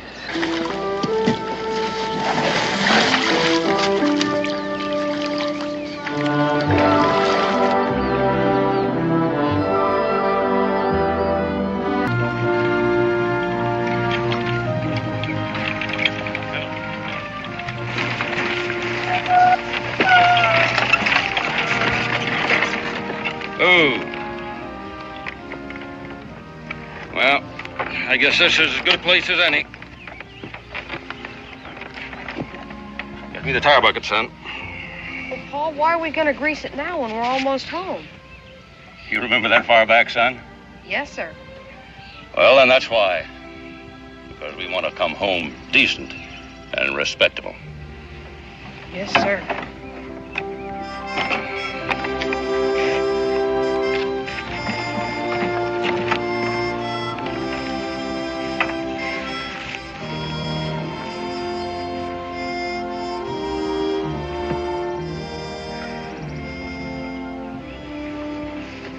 Paul, remember the time that Davy and me played hooky and went fishing? That was a good day for you, wasn't it? Yeah, it was always good when Davy was around. He'll be there to meet us, won't he, Pa? But don't count on him, son. Well, why not? He's still home, isn't he? Well, he'll be there to meet us. Give me the tar bucket. Get the jack, so I can prop up the axle while I pull the wheel. Well, go on. You won't be here long enough to pull that wheel. Charlie Pete. Well, I never figured you'd get up enough nerve to show your face around here, guest. That doesn't give you any grounds to try to order me off my own property. It ain't your land any longer. It was confiscated Tory land, and I bought it from the government. My son. Why didn't Davy? Davy? He passed his chance. I reckon he didn't want to be reminded his father was a traitor. I don't like that word. Well, I don't either, guest. So you just tighten up that lug nut and get out of here. Because if I catch you around here again, I'm going to shoot you for trespassing.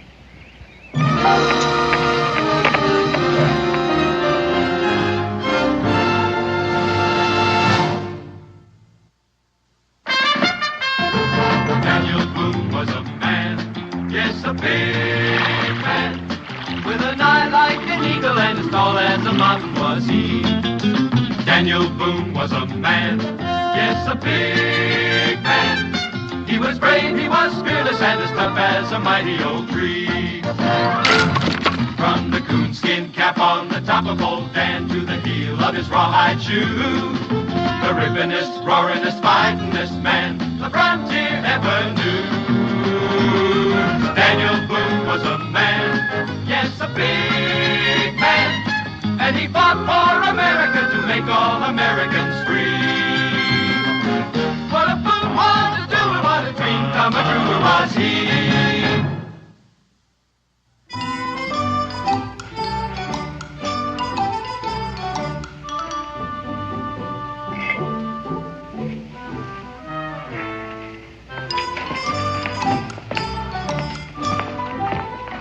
All right. There you are, Becky. Take a look at those.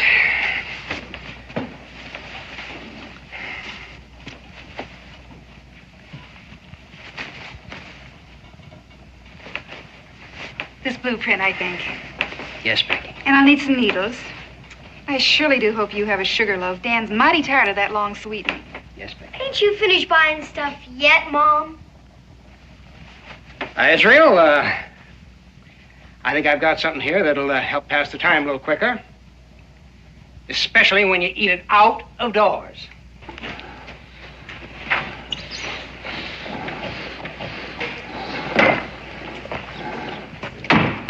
Morning, Mr. Pig. Good morning, Israel. Hi, Tertius. Want one? One thing's certain. He's not a pig.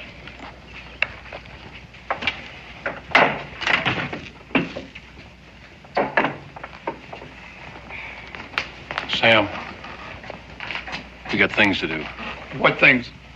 We gotta see Davy Guest. What for? His pa just came back. John Gist is home. Yes, ma'am. I just run him and his son off my land. I reckon they figured Davy was still there. Davy ain't seen them yet? Nope. Becky, I got a feeling there's gonna be trouble. John used to be our friend before he left. Yeah, that's just the way I figured. John used to be a friend.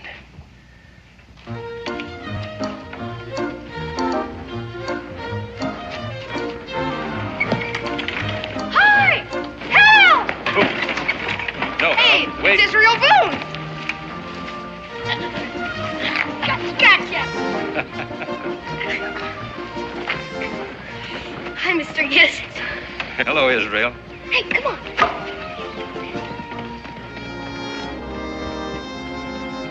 Yeah.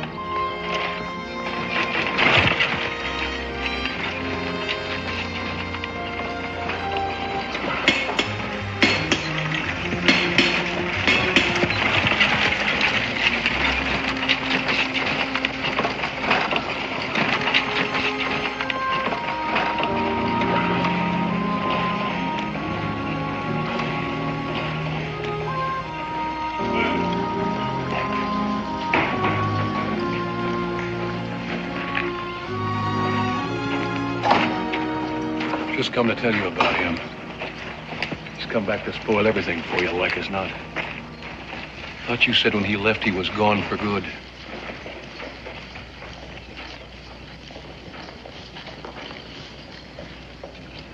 Welcome home, John. Becky, thanks. Welcome home.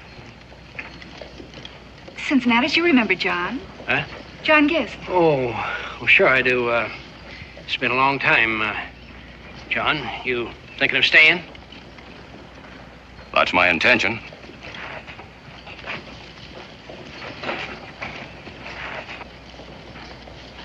Davy?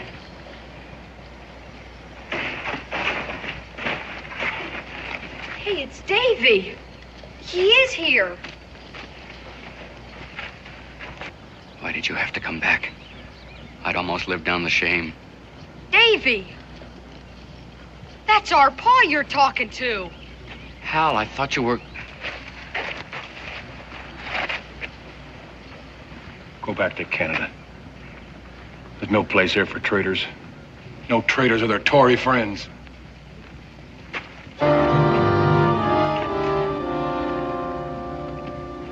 I'd expected some distrust, but with this...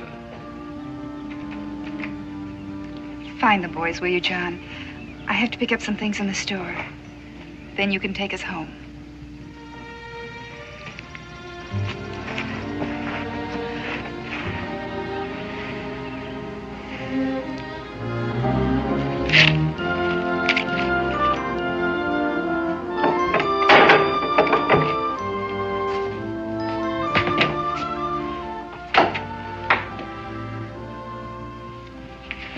Becky. Did you talk to John Gist? Not yet. He was watering his horses. But I don't mind telling you, I was a mite surprised to see him. Do you approve? Proof of what? Of my bringing John and Hal here. I'm not sure.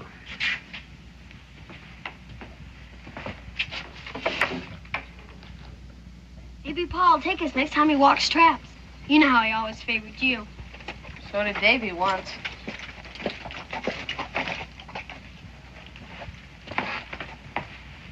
Becky. Dan, if you'd seen the welcome they got at the fort, you'd have brought them here, too. Well, at least I'm satisfied you did.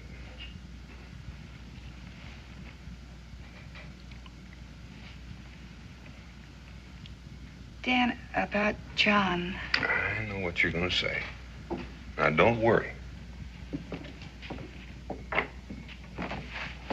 Oh, John. Here, let me take that. Thank you. Becky?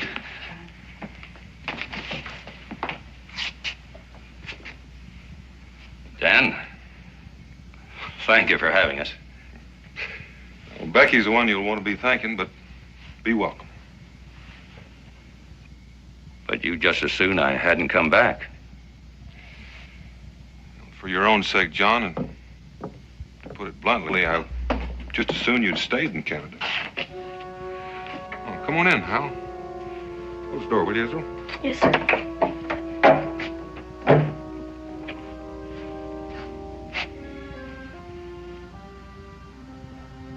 Good night, boys. Come on, Hal. Up the ladder, Hal. Oh, remember, you stayed here lots of times.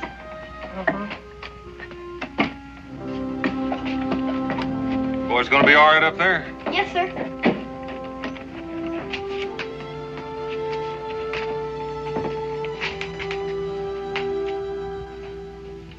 John. Can we go outside to talk? If you'll excuse me, Becky. Of course, John.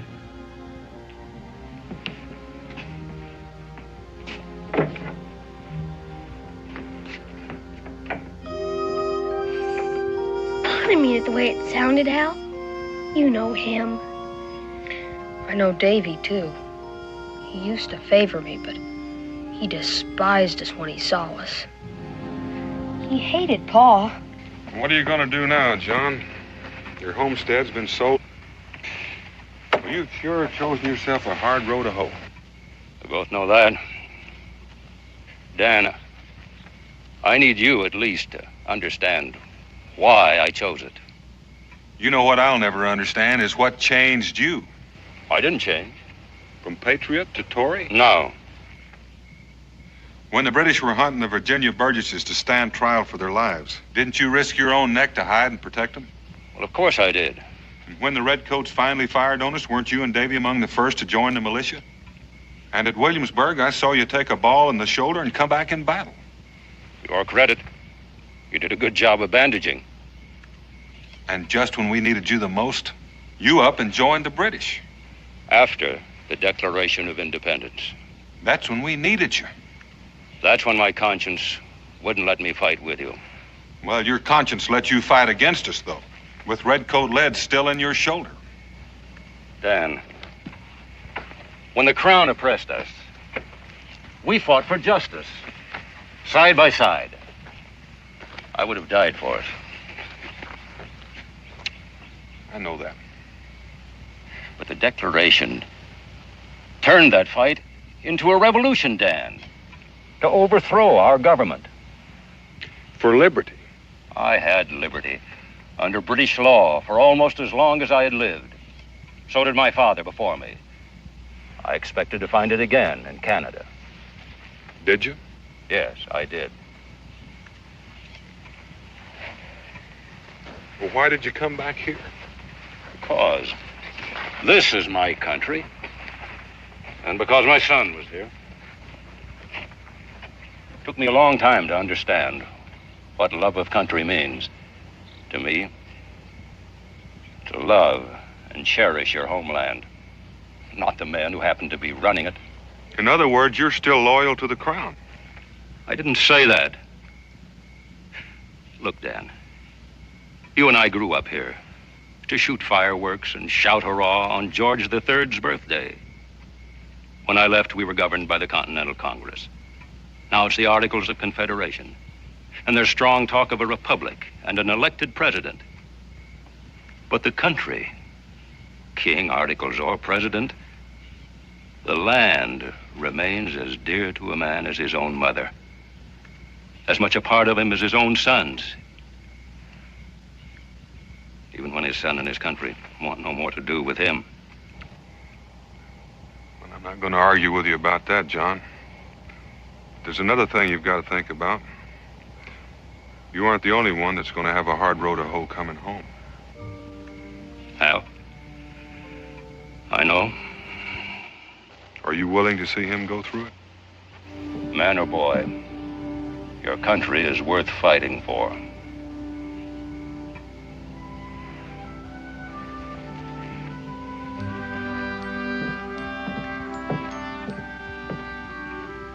You have your choice of beds, the hearth or the haymow. Nothing sleeps sweeter than fresh hay. Here are your quotes. I'm ready for them. This has been a long, long day. Good night. Good night, John. Good night, John.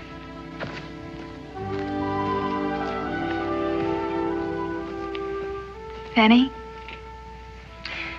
You know, Becky, my father used to like to tell about a tribe that believed that when a man could learn no more, it was time for him to leave this earth.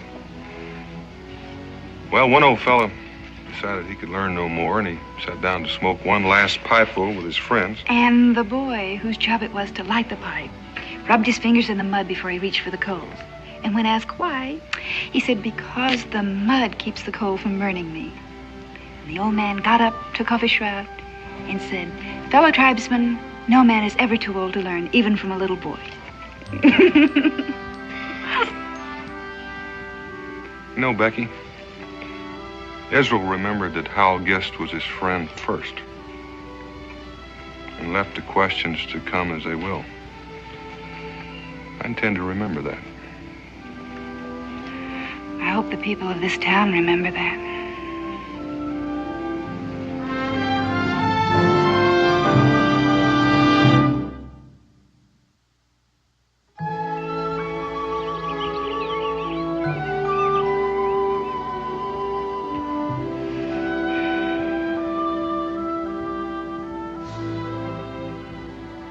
Paul?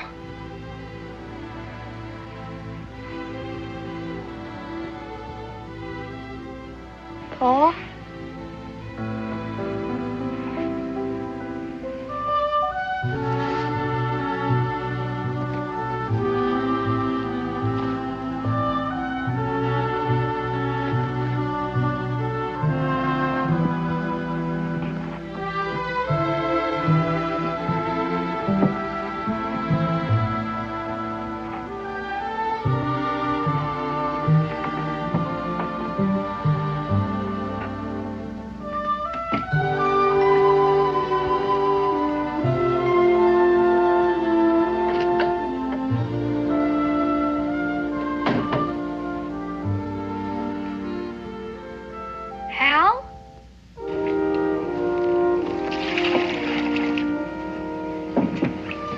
Good morning, Hal.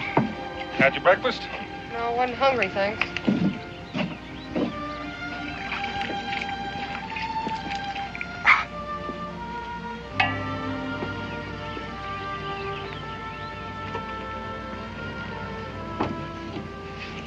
Hal! Hal! What's all the excitement this early in the morning? Hal's gone.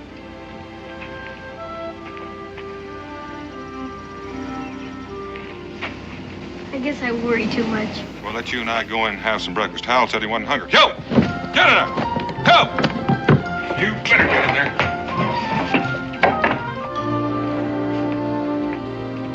Let's eat. Isn't Ma gonna eat breakfast with us? She's not here right now. Miss Gordon took sick yesterday. She went over to take her some bread.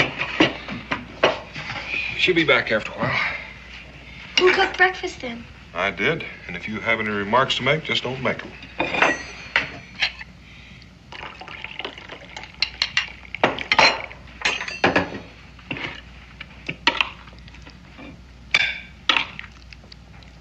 Cookin's pretty good, Pa.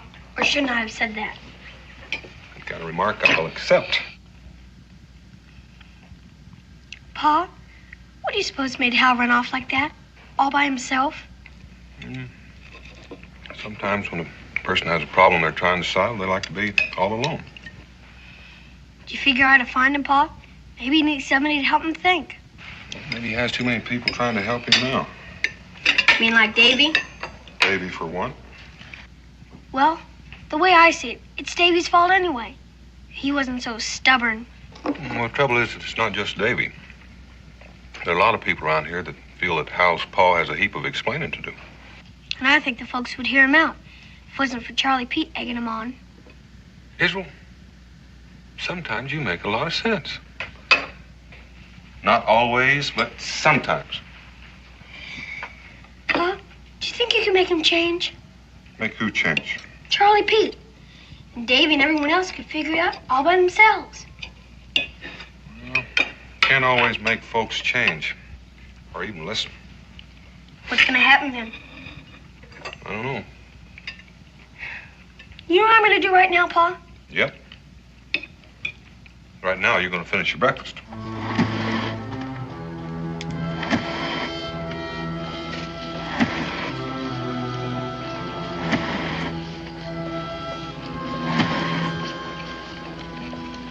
Oh, Charlie. What can I do for you? Well, you can quit pumping that thing so we can have a quiet little talk. No reason why I can't continue working while we talk. Well, none of you pay close attention is now. Charlie, if you got something to say, say it. Yeah, it's about your pa.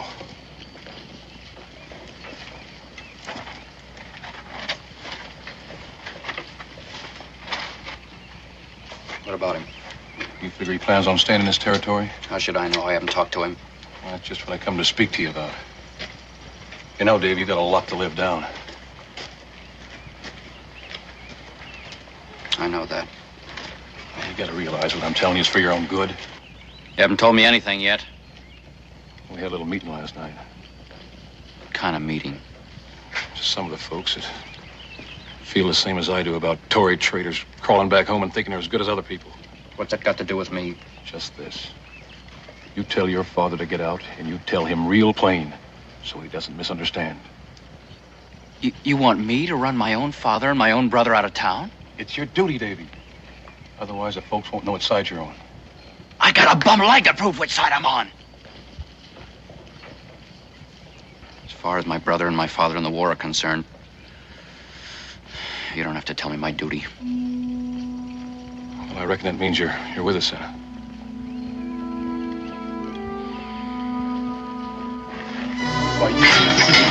Hal, come back!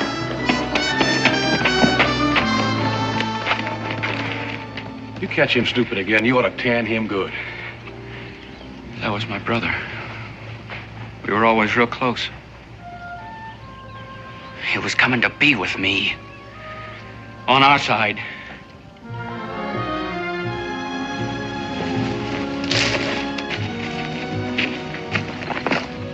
Hi, Hal. Hal? What's the matter?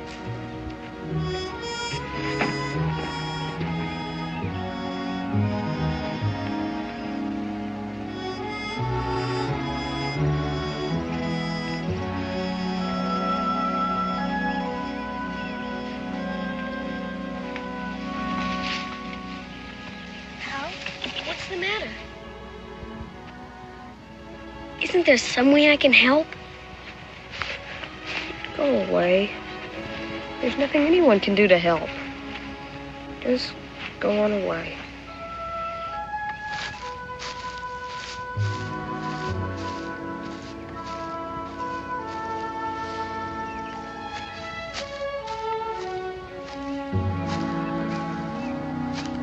I ain't going anyplace until you turn around and tell me what's wrong. Well, if you feel that bad, why don't you cry? Pa says it's no disgrace. He says it does a body good. I guess you've been talking to Davy.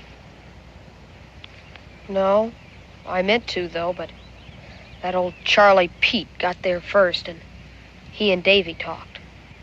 What were they talking about? Well, Charlie Pete done most of it, but he talked like he blamed Davy for something that Pa had done. That's what the preacher must have meant last time he came out. What did he say? He said something about the sins of the father coming to visit with his sons. What does that mean? I ain't sure. Unless it means sometimes Grown-ups do something to make it hard for us kids. You know something, Israel? You're real smart. Pa don't think so sometimes. And you're a real good friend, too. Well, you know, I feel a whole lot better now that you and me have had a talk. You mean that? Cross my heart. Well, if you feel that much better, why don't you and me go fishing? Come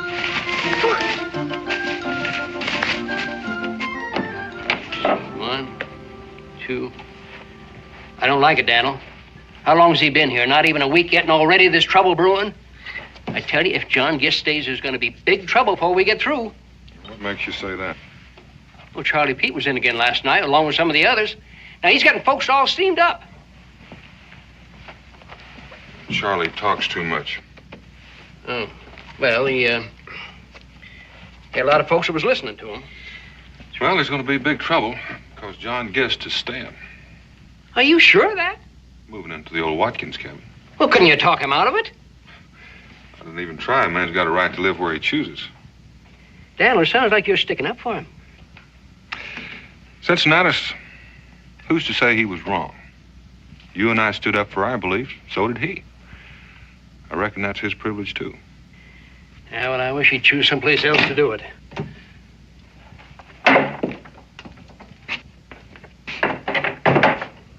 Dan?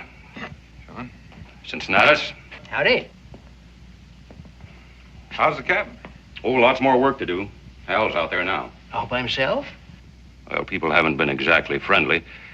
I don't think they'd bother a small boy. Well, now, what can I do for you? Broke my axe. Got to invest in a new one. Well, could Davy fix it? John, I've got some good ones standing right there in the keg.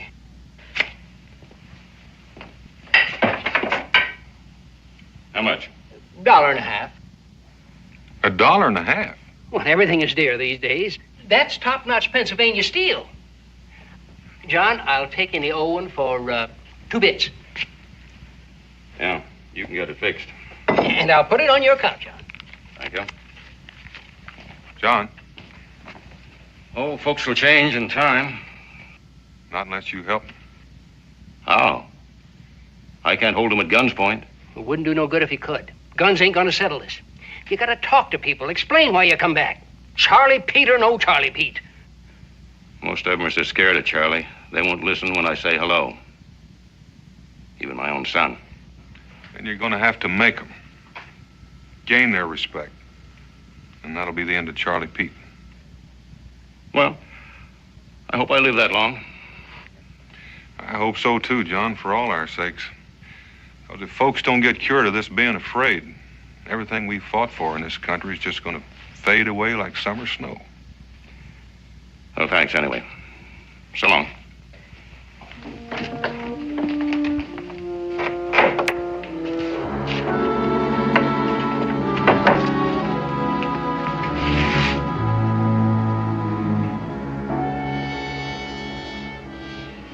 Guest, Take your hands off of me. if I catch that wolf of yours spying on me just once more, I want to teach him a lesson he'll never forget. He didn't spy on you. You heard what I said. Charlie, if you ever so much as touch that boy, I'll hang your hide up to dry. I don't take words like that off your kind. You'll take them from me. Are you choosing me, traitor?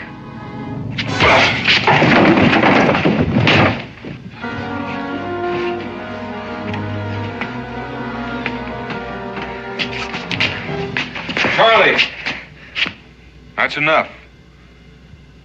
You had your sport. Leave him alone. And get out of here.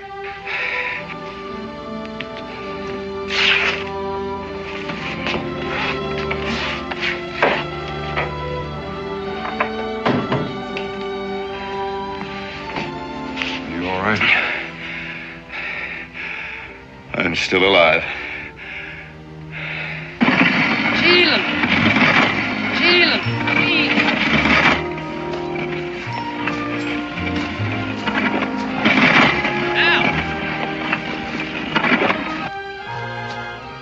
Now it's me, Davy.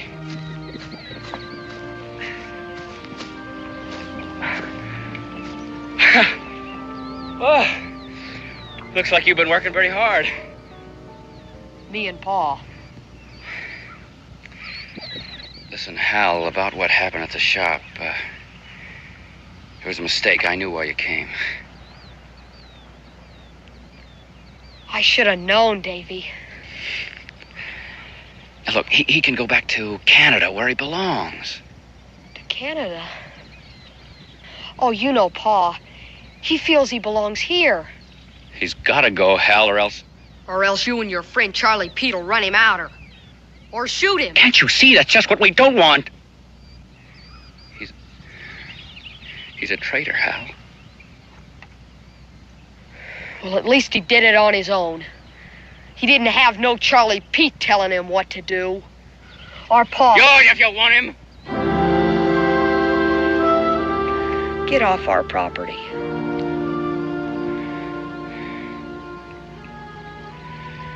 I'm taking you along with me. Now, look, you and I live together.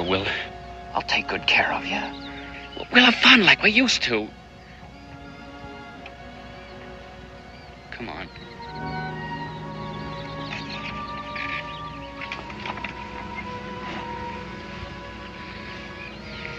All right, have it your own way.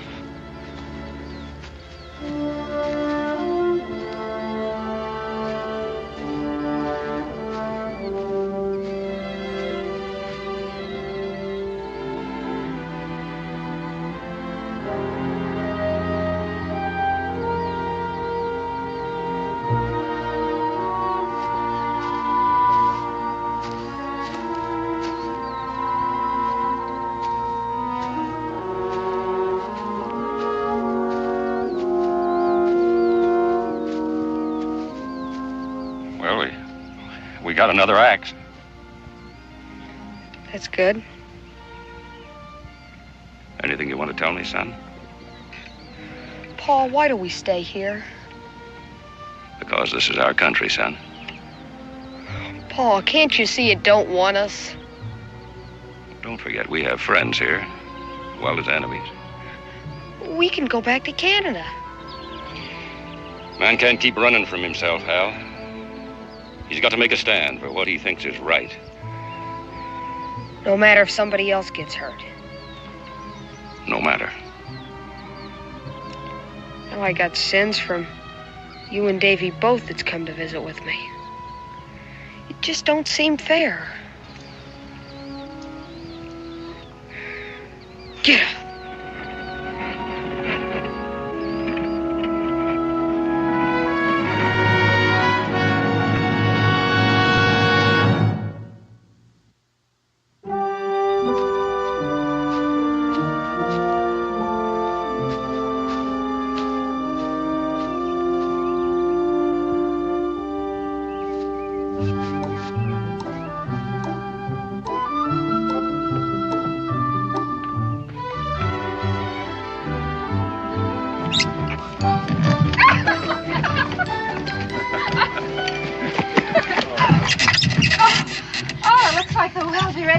Almost done.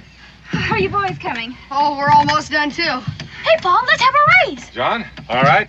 Well, I was going to race. Let's see how fast you get that firewood in the house. Well, let's get started. Come on, Hal. Grab a handful. I'll carry There more you than go. you. Want a bet? John, we can't let him beat us. We'll beat him, all right. What if we don't hurry? Come on. All right, don't slow down now. We're done. We're done. We're all finished here. Oh, it's a dive. Oh, where's that dipper? Oh, here. You get the first drink, Mr. Boone. Well, thank you, Hal. Yeah, your company. Besides, it might be tainted. Good and sweet. At least you won't have to watch your face then. Well, now the well's done. Let's see if Becky's ready for first fire. Yeah, let's light her up. Time to light first fire. Heard, I've already kindled it.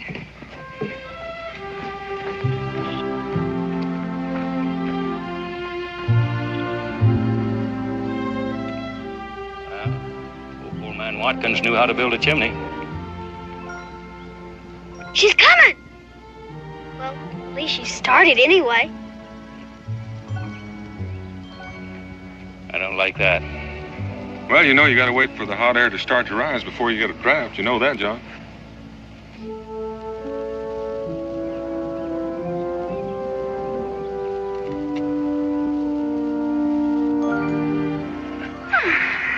First smoke off of our new hearth.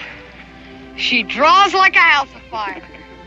I've got a bottle under all that stuff in the wagon, if celebrating's not against your principles. Never has been, John. John, everything in its own time. You men. You know, the sun is already in the west, and if you want to sleep in your own house tonight... Ooh, and I almost forgot. Israel, will you get that little surprise out of the rig for me?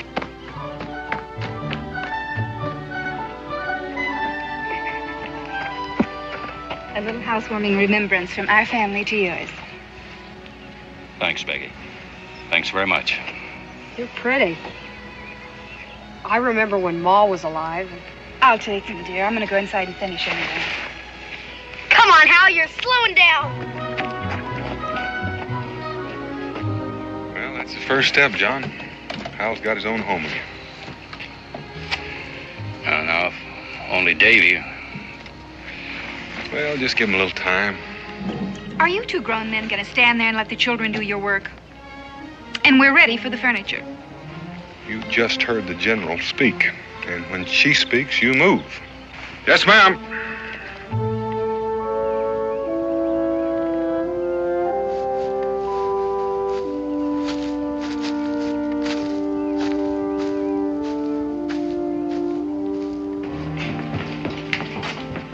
Where do you want me to put these? Oh, put them right there.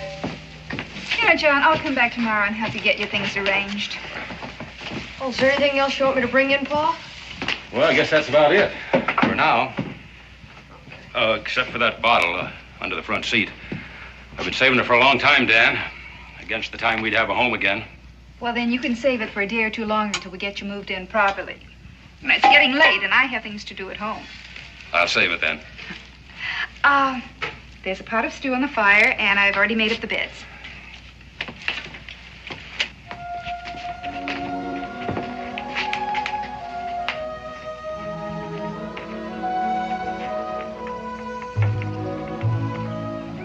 Hal, are you going to say goodbye?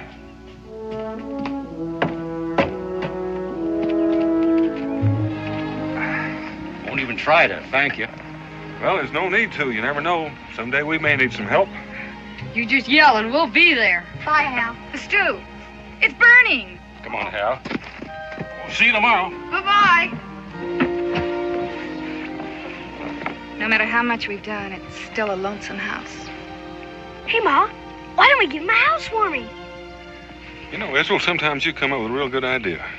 Dan, do you think people would come? If Pa asked them to a party, they would.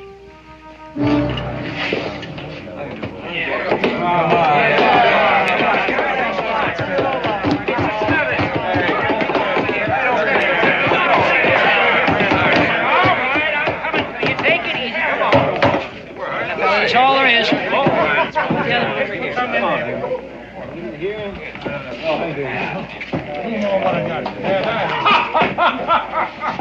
The point I'm making is we whipped them lobster backs once. Yeah, we and sure run them did. out. Yeah.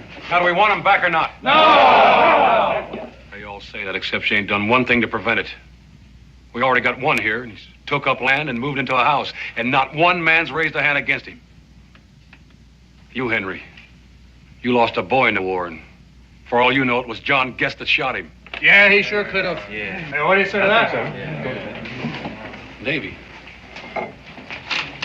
for all you know, your own pa made a cripple out of you. Charlie, I'm going to ask you just one question. Go ahead and ask. Now, you've been making a lot of wild claims concerning just who shot who, so I'm going to ask you man to man.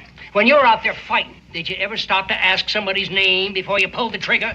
You ain't taking sides against us, are you, Cincinnatus? Well, you can be real certain I ain't taking your side. You know why? I'll tell you why. Because Boone's been talking to you. What's wrong with that?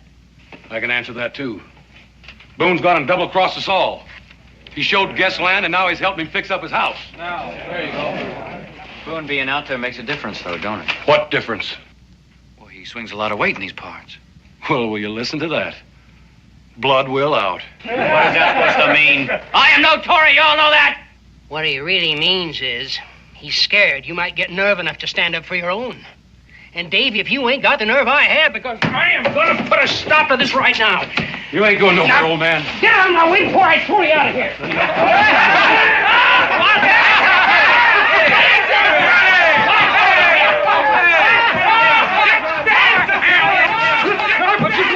Get your hands!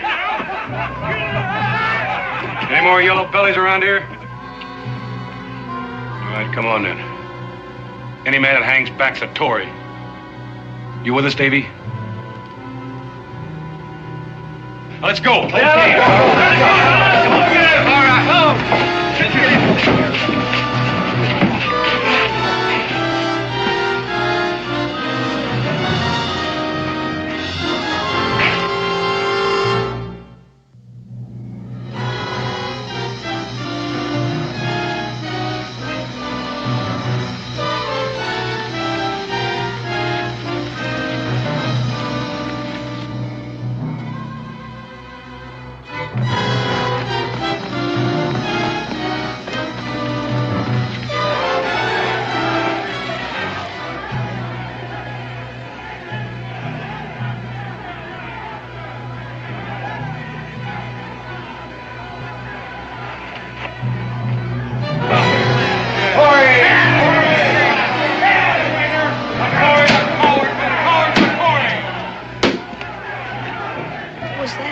It's all right, son.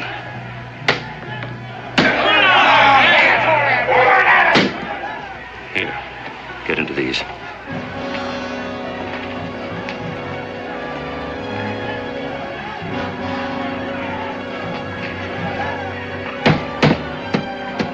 Come out, traitor! Yes,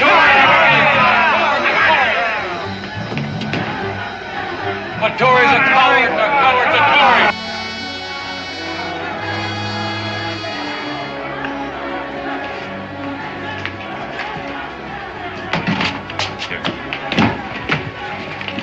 Climb out the window when I shut the door. You're not going out there, are you, Pa? I want to make sure they're watching me, not you. Keep low till you're well away. Then make it to the Boones for help as fast as you can go. Yes, sir.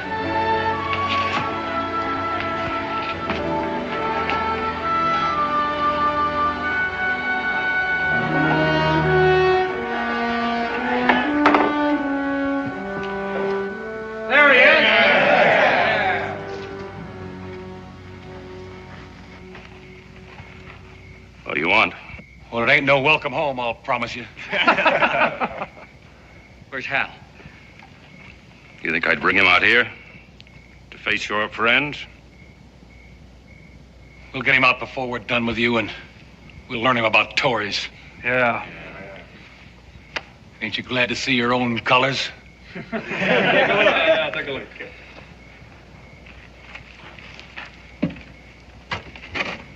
They aren't mine. Put it back. Make him stomp on it. Let's make him throw it down on the ground and stomp on it. Let him take it along with him. That's fair enough. You can take your rag along with you. I'm not going anyplace. You're going back to Canada. Not a way to talk up, Davy boy. Sorry, Dave. I'm staying here. Paul, get out right now. This is no place for you. Go back to Canada while you still have a chance. This is our country, Dave. You were born here. So was your brother. Your mother's buried here. And it's here I'll die. He said it himself. Sam, give me the rope. No, Charlie, we don't want no part of that. Yeah. Which side you on? Your ticket'll make a man of you. Well, at least let him decide. He did choose. You all heard him. Say you ain't got no Tory blood? Here, I'll give you the honor. Or are you a traitor after all?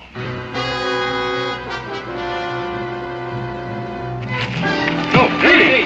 What? Get out, run! Give it to him. That's it, right. Give it to him.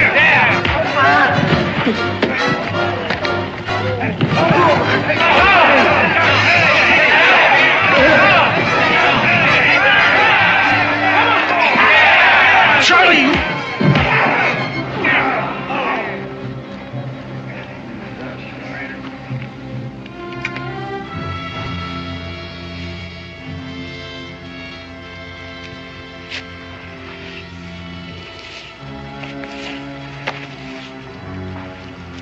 Charlie, there ain't no need for that. Let him go back to Canada. Take it. One end or the other. Tories' friends are Tories in our eyes, and we got rope enough for all of you. I can't.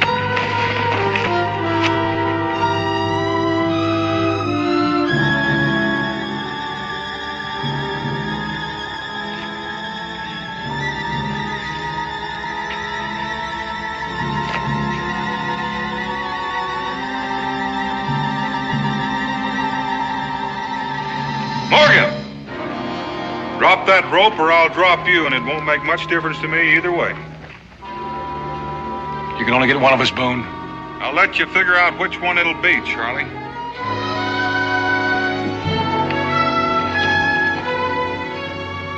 Do as he says. All right, move away from him.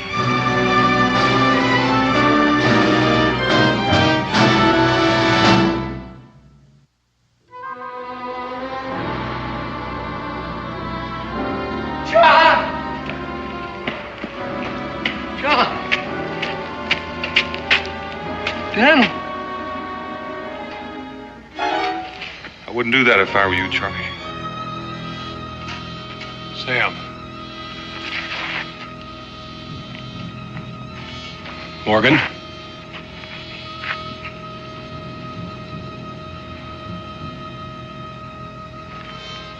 Tupper.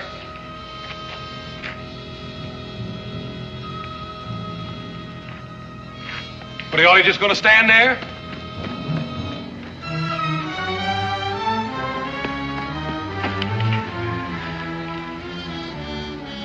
They didn't quite commit a murder, Charlie, no thanks to you.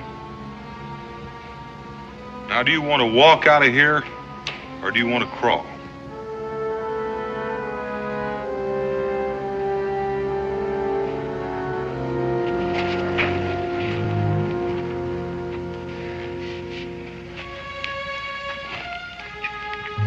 Neighbors?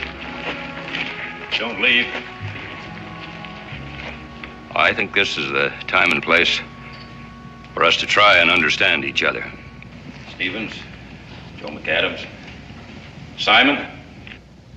Hardly a man here I haven't fought beside. You betrayed the revolution. Not as much as you, Morgan. The revolution was fought to prove man's right to his own conscience, whether you or me or anyone else agrees or not. Now, you men, you dared fight the Redcoats and stand up to George III, and yet you knuckled under to Charlie Pete because you were afraid that Charlie would think you were unpatriotic. Sorry, John, it was your speech, not mine. You said it better than I ever could. I only hope it's all over.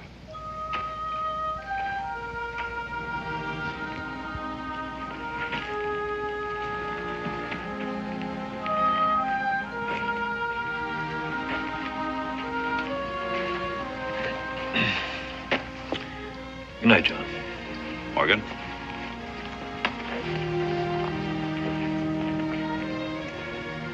Now that the rest of you have made your peace, why don't you go on home and get some rest? Davy? Son? Hey, we're a family again, huh?